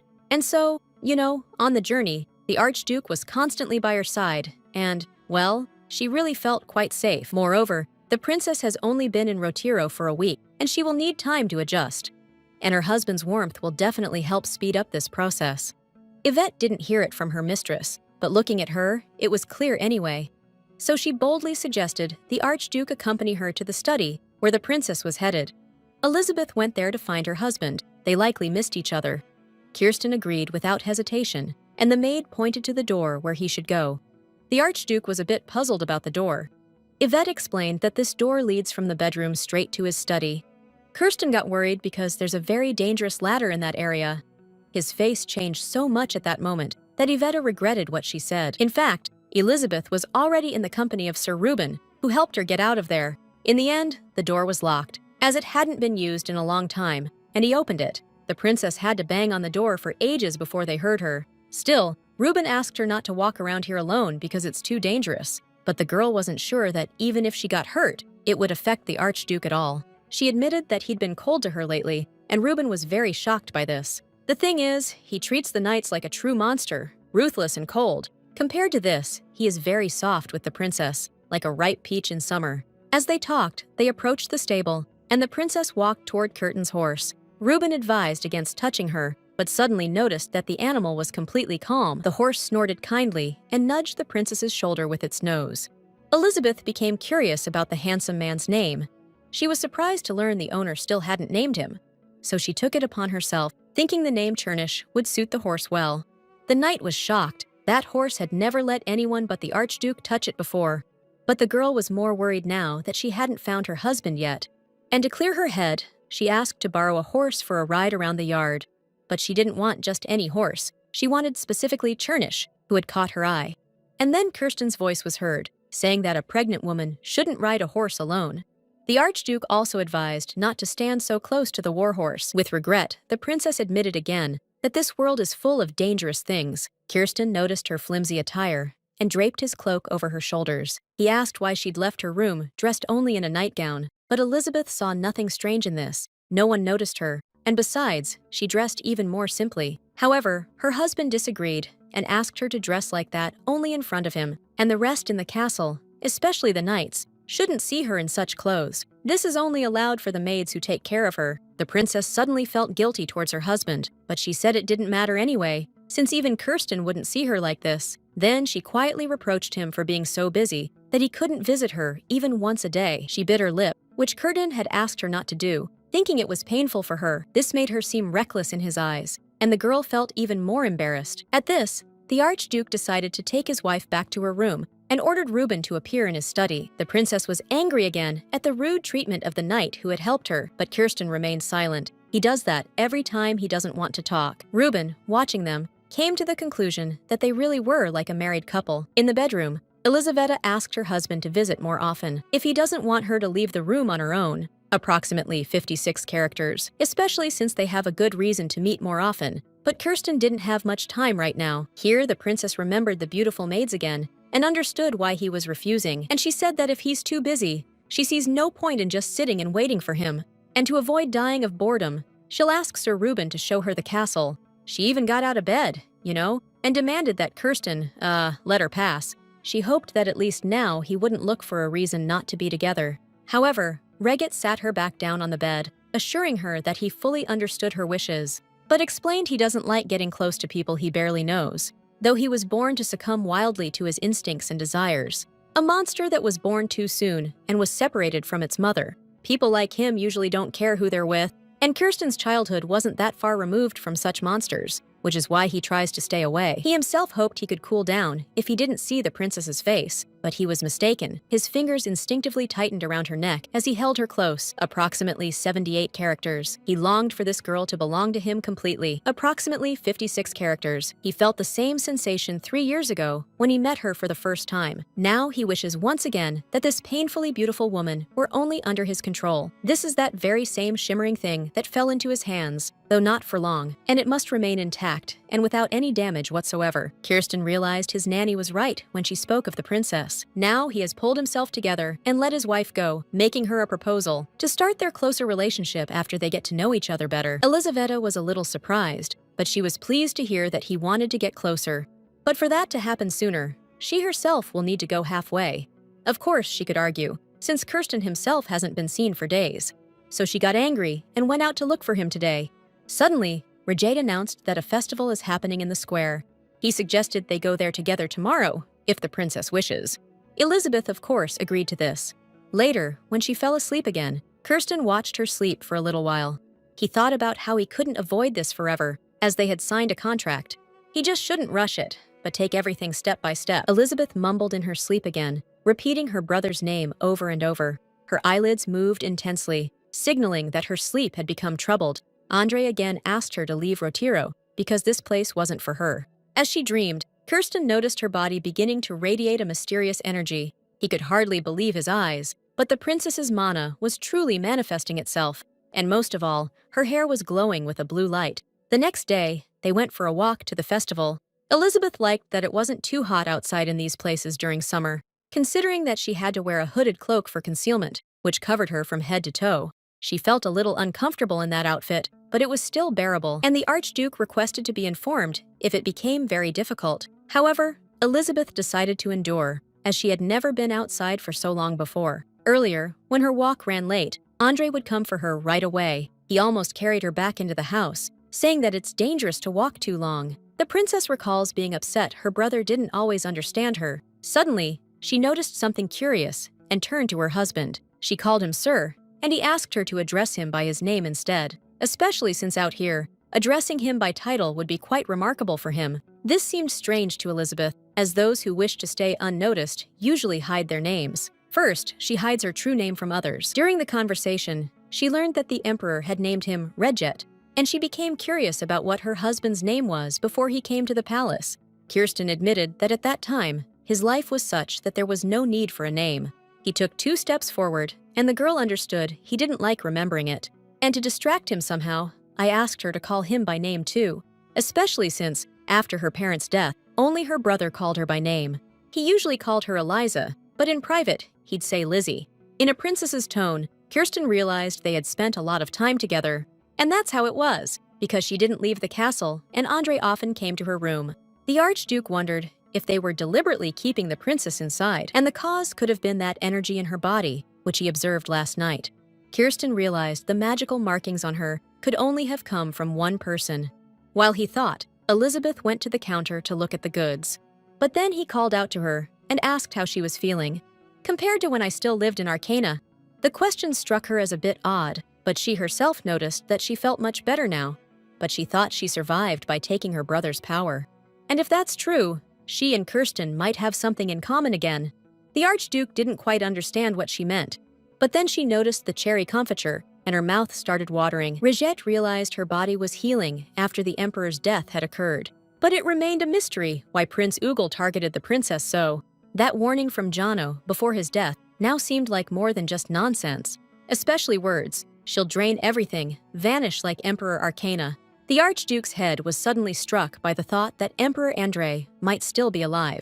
After the couple returned from the festival, the servants noticed they had become much closer. Clearly, the news of Her Highness's pregnancy caused a suspicious awkwardness between them, and now they have breakfast together and often spend time in his office, though it's quite natural for a married couple. Elizaveta noticed she'd grown closer to her husband and decided to talk about it, but then she remembered Mrs. Pettigrew's words, that her belly should be round by now. But the nanny thought it wasn't noticeable because the girl was too thin. She decided to order dresses from the tailor so they'd be ready in advance. This memory stirred the princess, and she longed for her husband to simply hold her. Kirsten was engrossed in a book, but noticed that his wife had become lost in thought. He stepped closer, curious if anything had happened to her. The girl had no expression, and he thought she was still haunted by nightmares. Elizaveta stayed quiet, but Kirsten knew she'd dreamt of the Emperor again. However, as he continued to watch her at night, he noticed, after the magic left her, she found that she began to sleep much better. This phenomenon remained a mystery to him, especially since he saw no outward signs on her, though until now, he hadn't had the chance to see all of her. And then, the princess herself wondered why he still hadn't approached her as a husband. She even thought he was upset because she was with Reuben in the castle. She also thought there were many beautiful women here, so he didn't pay attention to her. Kirsten sighed, explaining he didn't care much about the others. The most beautiful woman is sitting before him now. Elizabeth stumbled and felt quite awkward in that moment. Then, coming to, she asked him not to lie, as it's hard for her to say anything later, and she hoped he understood that for her, this was a matter of life and death. Still, his behavior was surprising, because that night, it was clear he cared for her, and she asked Curtin to explain why it is that he changes his behavior so often. She even gave him a gentle nudge to push him into action. Rajette looked at his wife mysteriously. He was even curious what would happen next. The princess kept pushing him in the chest, insisting he was breaking their deal. The Archduke reminded him that the time and place needed to be right for that. His wife's hysteria only grew, and she began to resemble an angry rabbit, wild and frantic. Eventually, she calmed down and explained that soon everyone would see this was all a deception. Elizaveta couldn't understand why Kirsten kept ignoring her, even though she was trying to be polite. It hurts her to realize that he still doesn't like her, but they need to take the next step. Moreover, Kirsten likes her, so she will try to do everything in the best possible way. The princess realized her tongue had run wild. She decided to leave,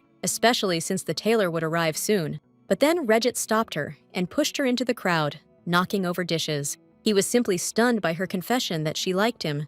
Leaning toward her, he felt his pulse begin to race uncontrollably, and decided that this was the right moment to check if this was the inevitable condition. But Kirsten didn't act that way for no reason. He was also trying to see marks on her body. He spotted one on his left shoulder blade, with a few others visible. But he felt uneasy, realizing that her brother had given her those marks.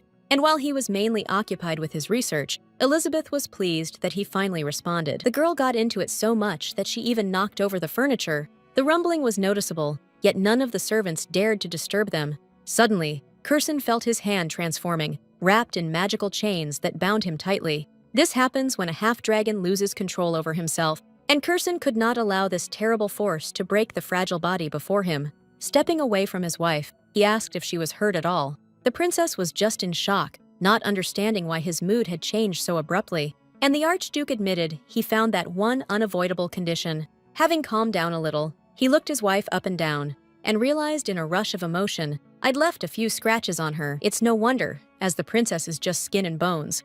And Rajette suggested that she gain a little more weight, about 10 kilograms. This shocked her a bit, as it would make her look like a potato, but she still agreed to it. Later, while she was bathing, Yvette worried that her mistress had many bruises on her body. The princess wasn't bothered. She was more curious about why Rajette had stopped so suddenly, and assumed it was the fury of the dragon Samesit. Clearly, the Archduke stopped because of the power that is sealed within him. Then, her thoughts returned to her weight, and she doubted she could gain 10 kilograms.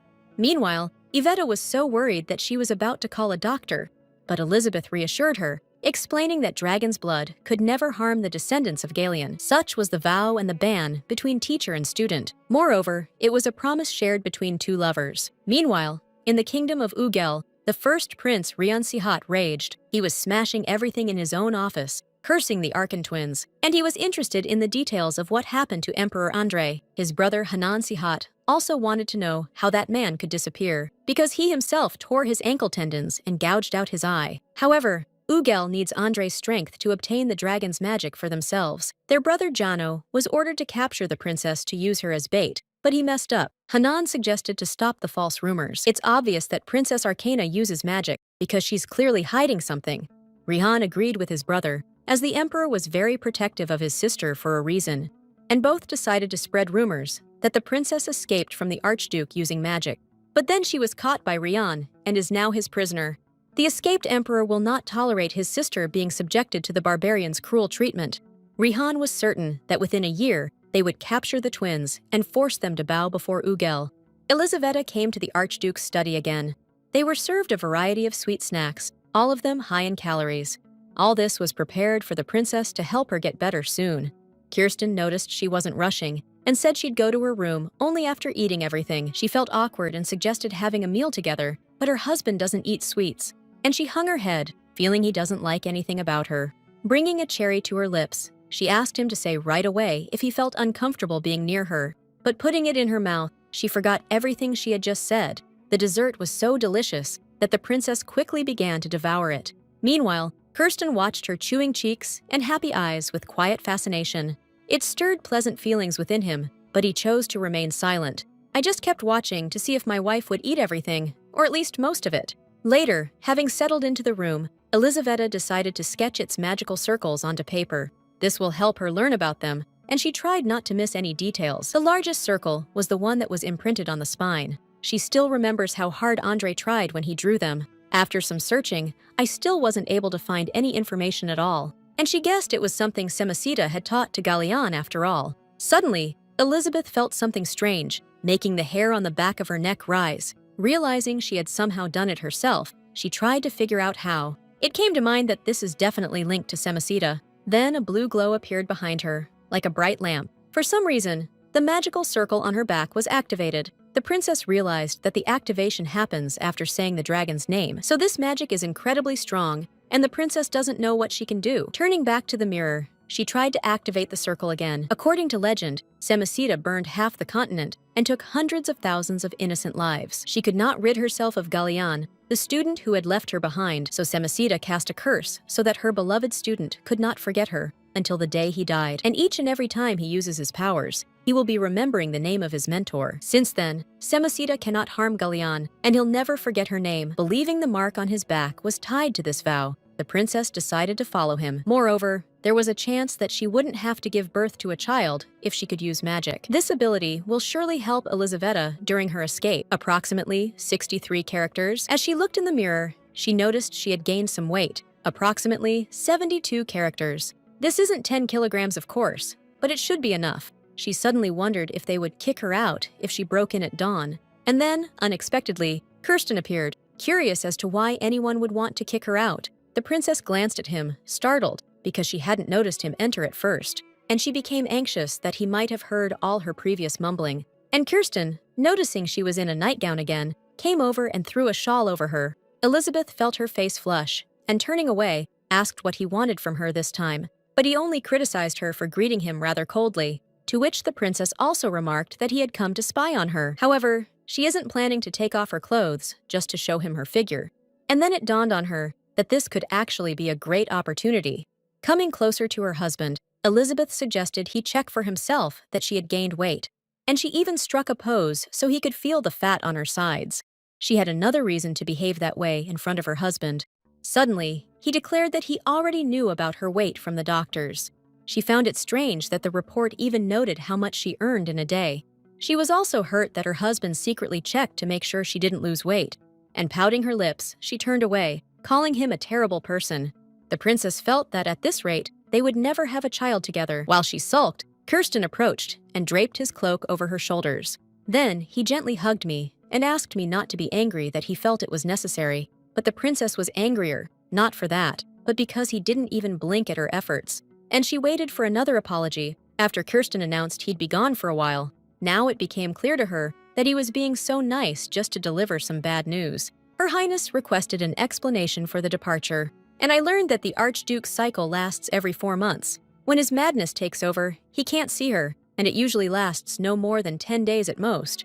Elizabeth was still hurt, as he promised to fulfill his duty once she gained some weight. But she didn't gain all 10 kilograms, so Kirsten has a clear conscience, and he asked his wife to enjoy her meal and rest while he was gone. I also warned her that if she wanted to leave the castle, she should cover her face and take someone with her. Elizabeth was in despair. Roger kept reassuring her, yet he never fulfilled his promise to her, and she decided to look for another way, worried that things would continue like this. However, no matter how much she understood it, she still did nothing. She was also scared by the thought that, come autumn, she'd no longer want to run away. And while Kirsten was still here, she asked him, not to be so sweet, if it's not going to stay like this in the fall. He once said that she is naive and can be easily misled or confused. but if you show her a glimpse of light, the whole world will shine in that hue. And all the time, the princess thinks the Archduke forgets their contract. But if it weren't for her, the emperor would remind him of the heir forever. It's not just about her life. She really wanted to help him however she could. Coming closer, she admitted she wanted to get to know him better. Excitement flushed her cheeks bright red, and she quickly looked away to the side. She then asked Curtin to hurry back and keep his promise as soon as possible. At that moment, Regit realized she was more fox than cat. She was clearly born to captivate and enchant others. Now, standing before her, the Archduke realized he too was caught in her web. Holding her hand gently, he promised to return as soon as possible. 2 days after Kirsten left the castle, the princess was informed of a visitor arriving. Yvette reported that she was a miss from the family of Duke Irian, who stated that she had arrived by order of His Imperial Majesty. Elisaveta set off for the meeting, accompanied by Mrs. Pettinson. The young lady sat proudly on the couch and greeted the princess loudly. She introduced herself as Zenobia Irian, but her smile was not sincere. Looking at this person, Her Highness felt not a trace of politeness at all. Earlier, Elizabeth was told she needed to meet this guest arriving soon. She arrived by the Emperor's order and is waiting in the living room. The princess was worried. She didn't know the lady or anyone else there except the servants. They told her it's the daughter of the Emperor's ally, and she's 23. And this miss, His Majesty has strongly recommended for the title of Archduchess for several years. Elizabeth realized she had a rival, even though it's said that Regid has always refused her advances. Still, this girl comes to Retiro every year, which has become an annual tradition by now, and the princess accepted it, for under this roof were many beautiful women. The Emperor supplied them, and they were left here to serve as maids. Mrs. Pattinson glanced at Elizabeth with a hint of unease, not quite understanding why she chose to keep suffering from the shadow of the Archduchess. Then she clarified that the Archduchess holds the same authority as the Archduke, approximately 90 characters. Now, when the Duchess greeted her, Elisaveta didn't rush to return the courtesy, approximately 85 characters. Only when Zenobia spoke up, the princess greeted her back, a bit too familiarly. The young Duchess didn't like being addressed that way, but she didn't make a scene. And Her Highness repeated the greeting, trying to be more polite this time. She didn't know all the nuances of Benella's rules, but didn't see herself as ignorant. Just when she entered, the guest didn't stand up, so the princess decided she could drop all pretenses. The Duchess found this reasoning quite interesting. And then Mrs. Pattinson apologized for the lady, explaining she was still adapting. And yet, from the perspective of her status, Her Highness did everything correctly. Zenobia seemed to just now remember that she was in front of an Archduchess and promised to speak with her appropriately.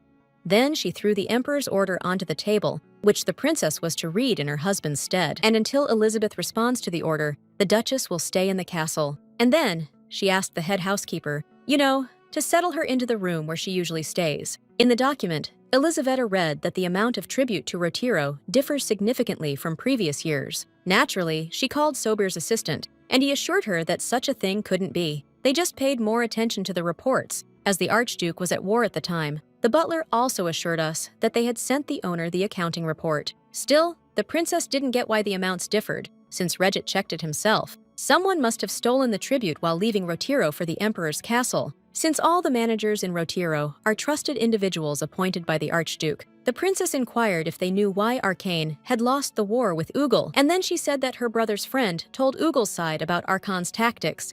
Therefore, we cannot ignore the fact that a traitor could be among our own. Alfredo and Sobor agreed, but first they asked for Her Highness's help. They needed to check the report they created together to prove their innocence. Then they could focus on finding the real criminal more quickly. Meanwhile, Zenobia strolled through the castle to pass the time. She learned from her maid that the princess had been living there for a month and a half, what didn't seem like a long time to her, and she decided to watch her. At the same time, she devised a sinister plan to get rid of her rival. Meanwhile, somewhere far away on the plain, among the rocks, stood a tent. This was the camp of the Archduke's team, for whom the knights, peeking from cover, were worried. Kirsten has spilled much blood, but his madness is not over yet. His hand hasn't returned to normal yet, so it's best not to approach him right now, until the dragon within him is sated by killing. His wife got the tough job of checking reports and sorting through all the documents. The piles of papers were huge. She even doubted she could handle it all. Alfredo and Sobor helped her, believing it was better to handle this for the lady. They wouldn't mind reporting to the Archduke, but it won't end well for them. After returning, Kirsten will be very angry and gloomy for a whole week, and in that state, he'll first wring everyone's necks, and only then will he ask. Henningsen also confirmed that Regit sometimes makes radical decisions. Elizabeth immediately disagreed, as he never seemed that way to her personally. In any case, the nanny also felt the princess should handle this herself to avoid unnecessary sacrifices. Besides, Elizabeth has the right to write her husband about this. The idea pleased Her Highness, but she struggled to find the right words on paper. Moreover, if the Archduke receives her message, he might return much sooner. Elizabeth couldn't stop thinking about how tenderly he kissed her on their last day. Yet doubts still plagued her, whether he was ready to fulfill his duty. She was distracted from this important task by someone she absolutely wasn't expecting. Curious, Zenobia began to ask who the Archduchess was writing to, though she already suspected. And then she suggested that I should include a title in the letter and be polite. Because you shouldn't be rude to an Archduke, even if Elizabeth isn't polite to her guest. From Zenobia's chatter, the princess realized they often wrote to each other. She remembered how Kirsten had said that rarely anyone called him by his name, and thought it was worth writing to him like this, but hesitated. Glancing at the Duchess, Elizabeth did not wish to become like her in any way. Zenobia noticed the princess staring at her, and she found it quite displeasing. She reminded that she tries to be noble, though she sold herself to survive. This outraged Her Highness so much that she nervously jabbed her quill into its stand, and she asked the guest to leave immediately after the business was concluded. The Duchess rose and laughed, as if Elizabeth had said something utterly ridiculous, and grabbing the princess by the hand, she said that she wouldn't stay so proud for long. After all, the whole world doesn't revolve around her just because the Archduke noticed her, although Elizabeth herself wanted it to be exactly like that.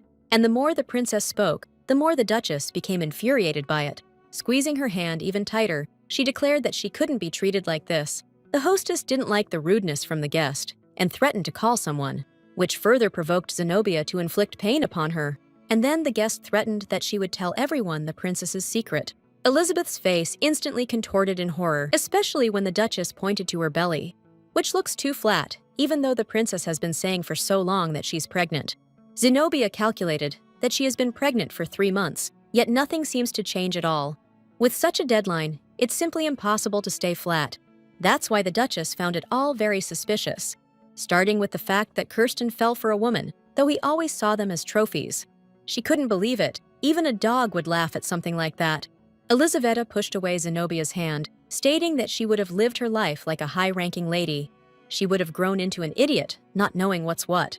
That's why the Duchess can't grasp the full extent of it, but she kept arguing, pointing out the princess's excessive confidence. They'll chop off her head as soon as the truth reaches the Emperor's palace. Seeing that the Duchess wasn't bluffing, Elizabeth asked what she wanted. A haughty smirk immediately appeared on her face, and a demand was made for the princess to stop pretending to be an archduchess. Zenobia is absolutely convinced that Kirstan's child will be born half-dragon, and demanded that Elizaveta give birth, and even better, 2 or 3 children. This is what Zenobia needs to avoid having to bear heirs after becoming an archduchess. After this conversation, Elizabeth felt unwell for several days afterward. Yvette worried if the lady was ill, but the princess was troubled by something else. The Duchess confirmed that someone in the castle knows her secret, and she can recognize them.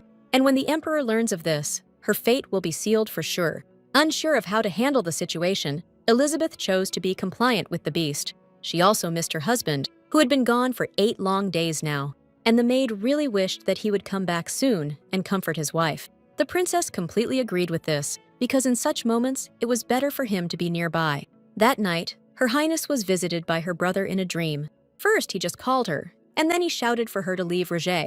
The girl started asking about his injured eye, but he just kept repeating himself.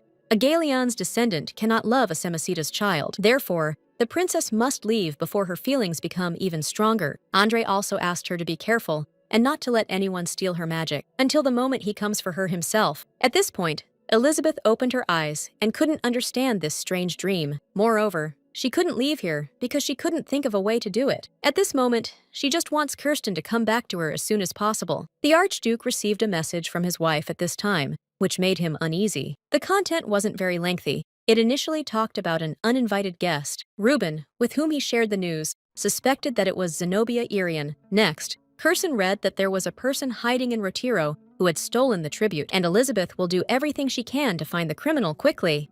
She still holds hope that her husband won't be delayed too long. The Archduke recalled the sadness in her eyes when she asked him to return soon. And so he doesn't forget. Without him, she has no place in this castle. Reject realized it was not the time to give in to madness, and Reuben was ordered to prepare horses for the return to Retiro.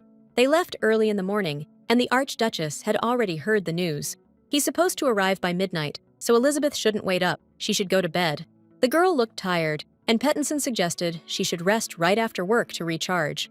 Zenobia, who was having breakfast with the princess, teased her about feeling unwell several times a day and suggested we have some fun together, plotting another mischief. For entertainment, she suggested inviting the maid Yvette, and the princess realized she needed to politely see Mrs. Pattinson out. Assuring her that everything would be all right, she asked to be left alone. Then Zenobia suggested having some wine, knowing that it wouldn't harm Her Highness since she is not pregnant. She wouldn't take no for an answer, even when she said she disliked alcohol. Elisaveta glanced at the guest with a slight grimace, and she reached for her glass, but she wasn't actually going to drink any wine. Motivated by the Duchess's desire for her to become pregnant and have a child, she just knocked over the glass and spilled it on the floor, especially unlike Zenobia, who can drink a whole crate and be just fine. The princess can fall over instantly, even from a small amount. Thinking it was blackmail, Duchess Irian suggested discussing a more interesting topic. She suddenly became curious if the Archduke was gentle with the princess, and she was interested not just in hugs, but in more personal details.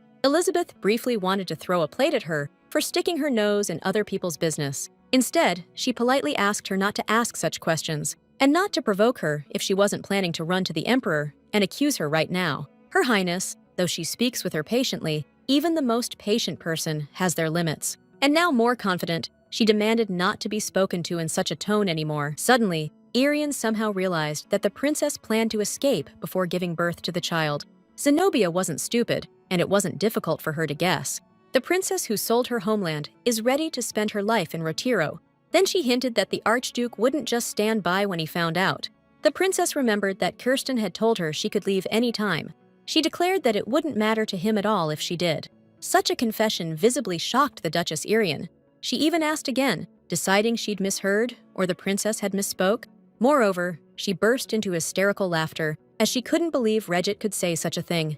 She behaved as if there was more than a friendly relationship between her and the Archduke. And Elisaveta decided that Kirsten had dated this girl before her, and Zenobia noticed that he treated his wife in a special way, solely because she was a princess. Without that status, the Archduke would have immediately beheaded her. Elisaveta demanded that they not speak ill of Regit, who for her was the most merciful man in Benella. And to dispel her misconceptions, Zenobia decided to tell her something about him. The etymology of his lineage means one who worships, and he is subordinate to the nobility and gives them confidence, as if ready to give them the whole world. Regit acted this way with His Highness and the Duchess, and it will be the same with the princess. With a hint of disgust in her voice, Zenobia declared that Kirsten was misleading people. She was annoyed that the half-dragon sat on others' heads and blinded them with dust, but he possessed immense strength, and the Duchess longed to at least have his surname. That's why she asks the princess to have at least one child and give it to her. For this reason, Zenobia promised to send Elizabeth back to the Empire of Arcan,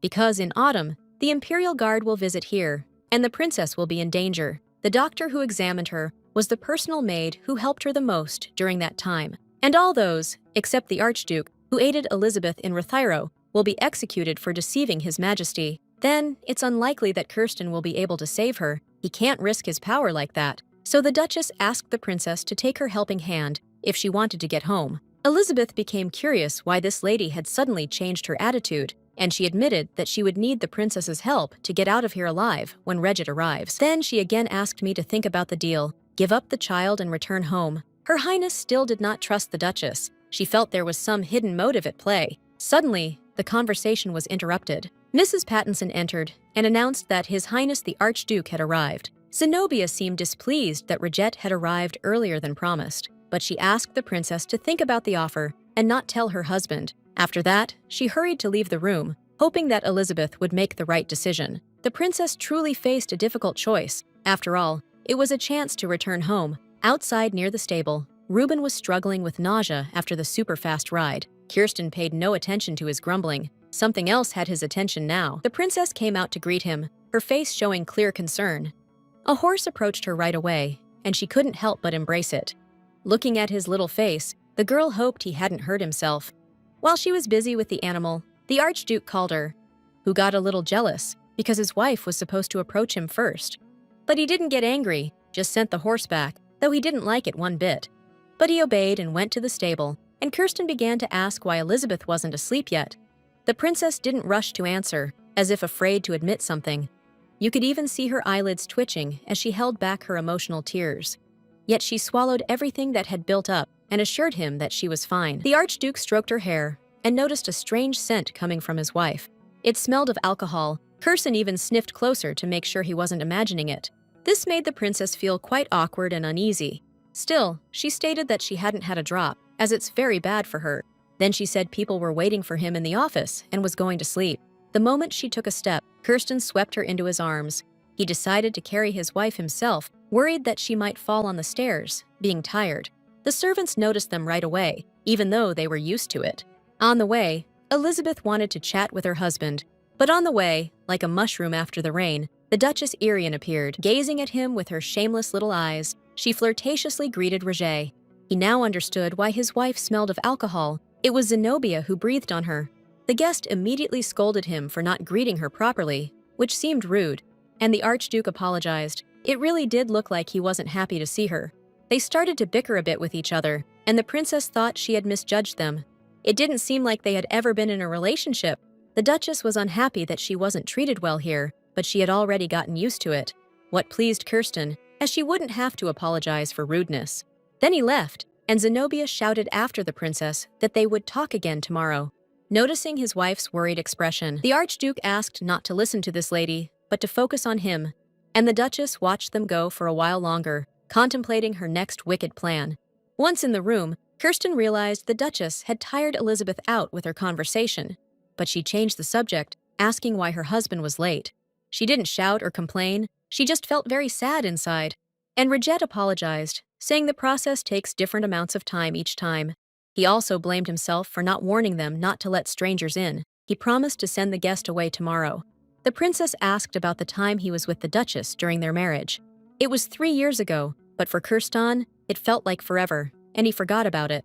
He felt ashamed that his wife had to listen to the persistent miss. Here, the princess hoped that Kirsten did not feel the same way about her. Inside Roget, a sharp pang hit him. He assured her there was nothing between them. Trying to calm his wife, he even began removing her shoes himself, but Elizaveta objected and urged them to hurry to Sober, who was waiting in the study. And then he became curious why she had begged him to return so quickly, and now it was as if nothing had happened. From the outside, her reaction looked as if she was pushing him away. Realizing she acted foolishly, the girl blushed with embarrassment again. But it seems the Archduke wasn't really angry. As he kissed her foot gently, when he raised his eyes, he noticed his wife's pale complexion and wanted to call a doctor. But the girl explained that it was from nerves, because she missed him a lot. The Archduke barely had time to react before his wife rushed to embrace him and asked him to take her along next time, so she wouldn't be left here all alone.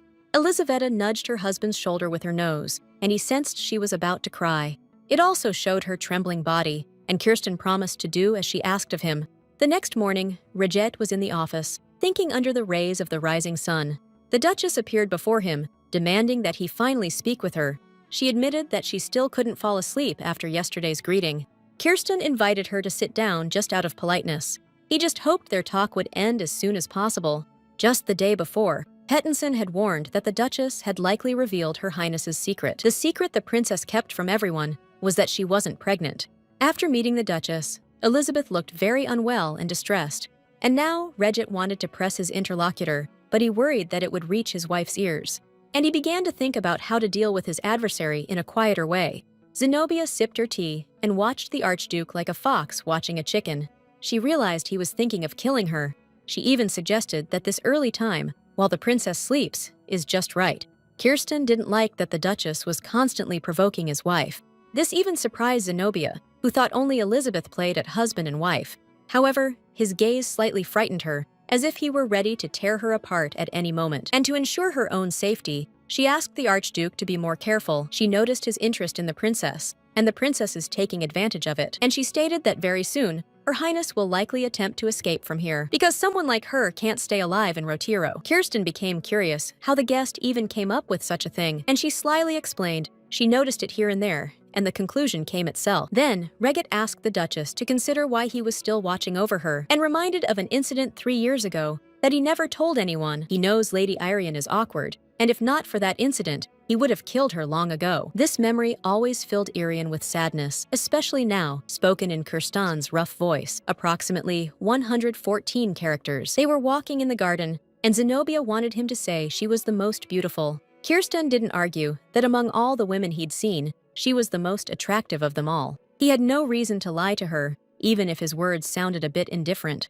And then an unfortunate incident happened, and Duchess Irian was harmed. For the Archduke, the desire to kill had just begun, but she brought it upon herself. Now, Zenobia understood that the Archduke had always considered her mad, but she didn't care. She was obsessed with the desire to live in Rotiro. Moreover, she longs for Kirin to be by her side as her devoted husband. For her, these were not empty hopes or selfish desires at all. The Duchess stated that she simply doesn't want to see Du spend her life alone, after which she decided to go get some fresh air, so he could think over her words. As soon as Zenobia stepped outside, her forced smile immediately twisted into a frown. She tried to stay composed in his presence, but felt utterly terrible inside. After he remembered the incident, and advised not to mess with the half-dragon, but noticing his attitude towards his wife, I realized he loved her. Couldn't understand how it was possible. He wasn't even human. She was certain no one could love Regent, as she herself would ensure it, convinced of her own resolve. Late at night, with only the moon lighting the room, Kirsten went to check on his wife. The princess was asleep, dreaming of her brother Andre again. In her sleep, she mumbled, but it was clear she was asking him to take her away from here. Kirsten was displeased to hear this, and he tried to wake her so she could see him. But then he saw her body begin to radiate mania again, as soon as he brought his hand to her. Despite this, Regent touched her face, and the girl slowly woke up. And while she was in that half-asleep state, I asked her to tell me what she needed most of all. He was so worried that he instinctively squeezed her shoulder tightly. Only when Elizabeth remarked that it hurt did he let go and apologize to her. He couldn't understand why all his attempts to calm her fury were in vain. Leaning back on the bed, he blamed himself for his inability to cope, when suddenly his wife snuggled up to him, wanting to continue sleeping in his arms.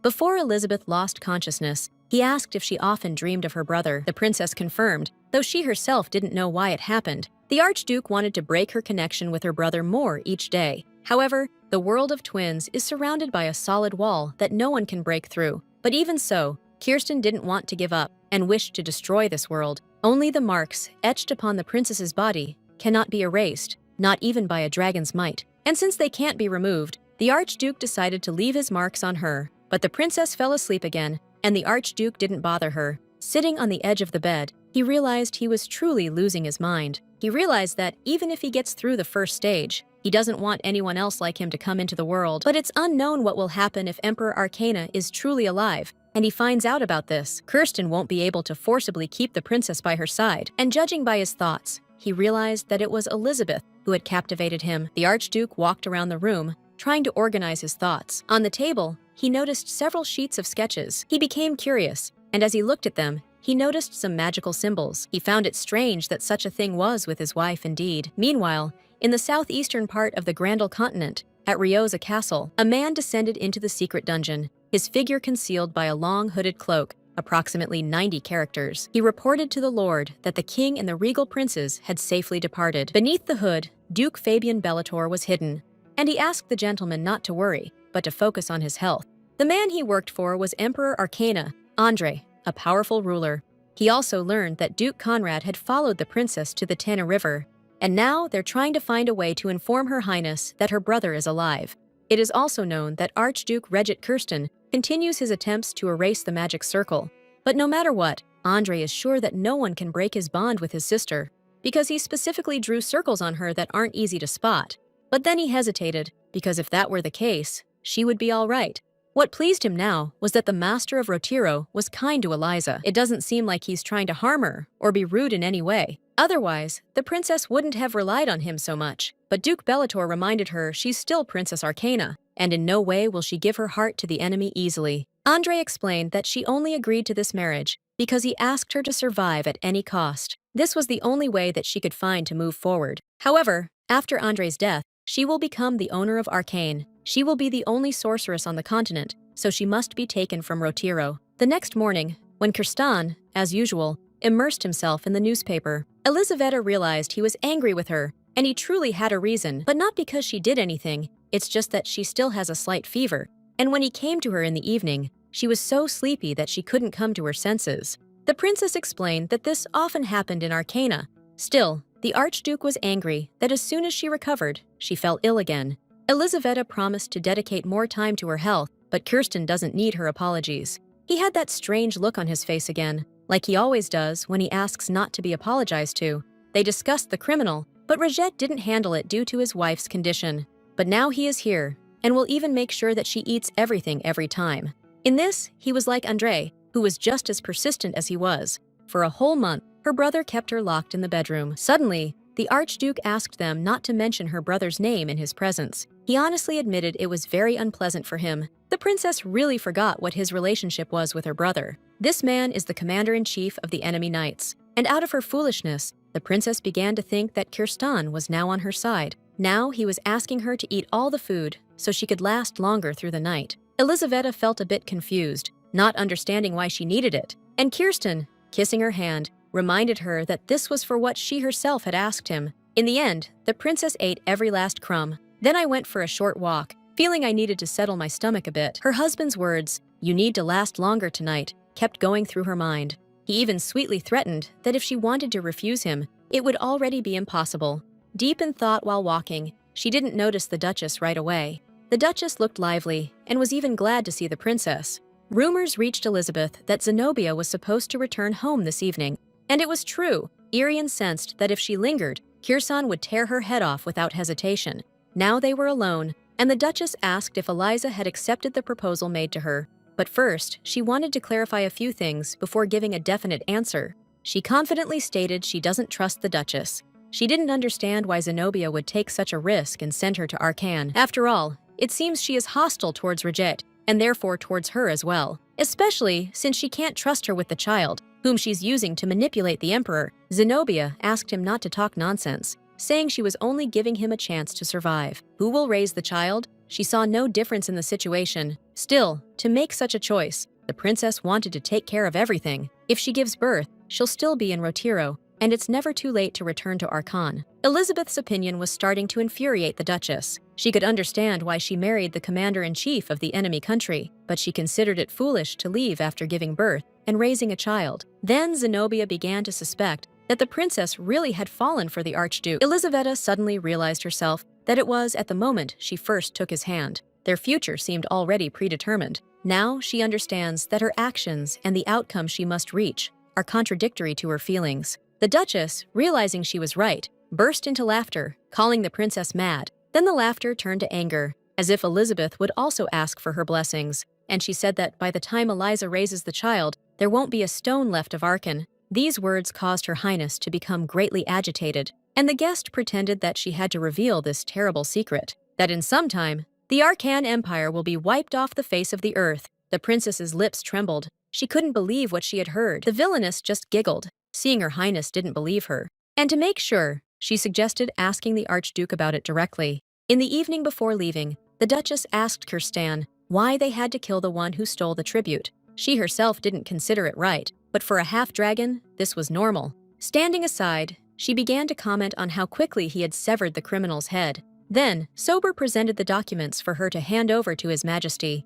Zenobia glanced at the bloodied sword of Kirsan, and again, she sneered that many of Arcan's soldiers were killed. And what she doesn't understand now is how Princess Arcana could have gotten involved with a man like that. The Duchess noticed the change in Reget's face and warned him that he would regret it if he killed her here. However, Kirsten hasn't achieved that yet, so there's nothing to regret.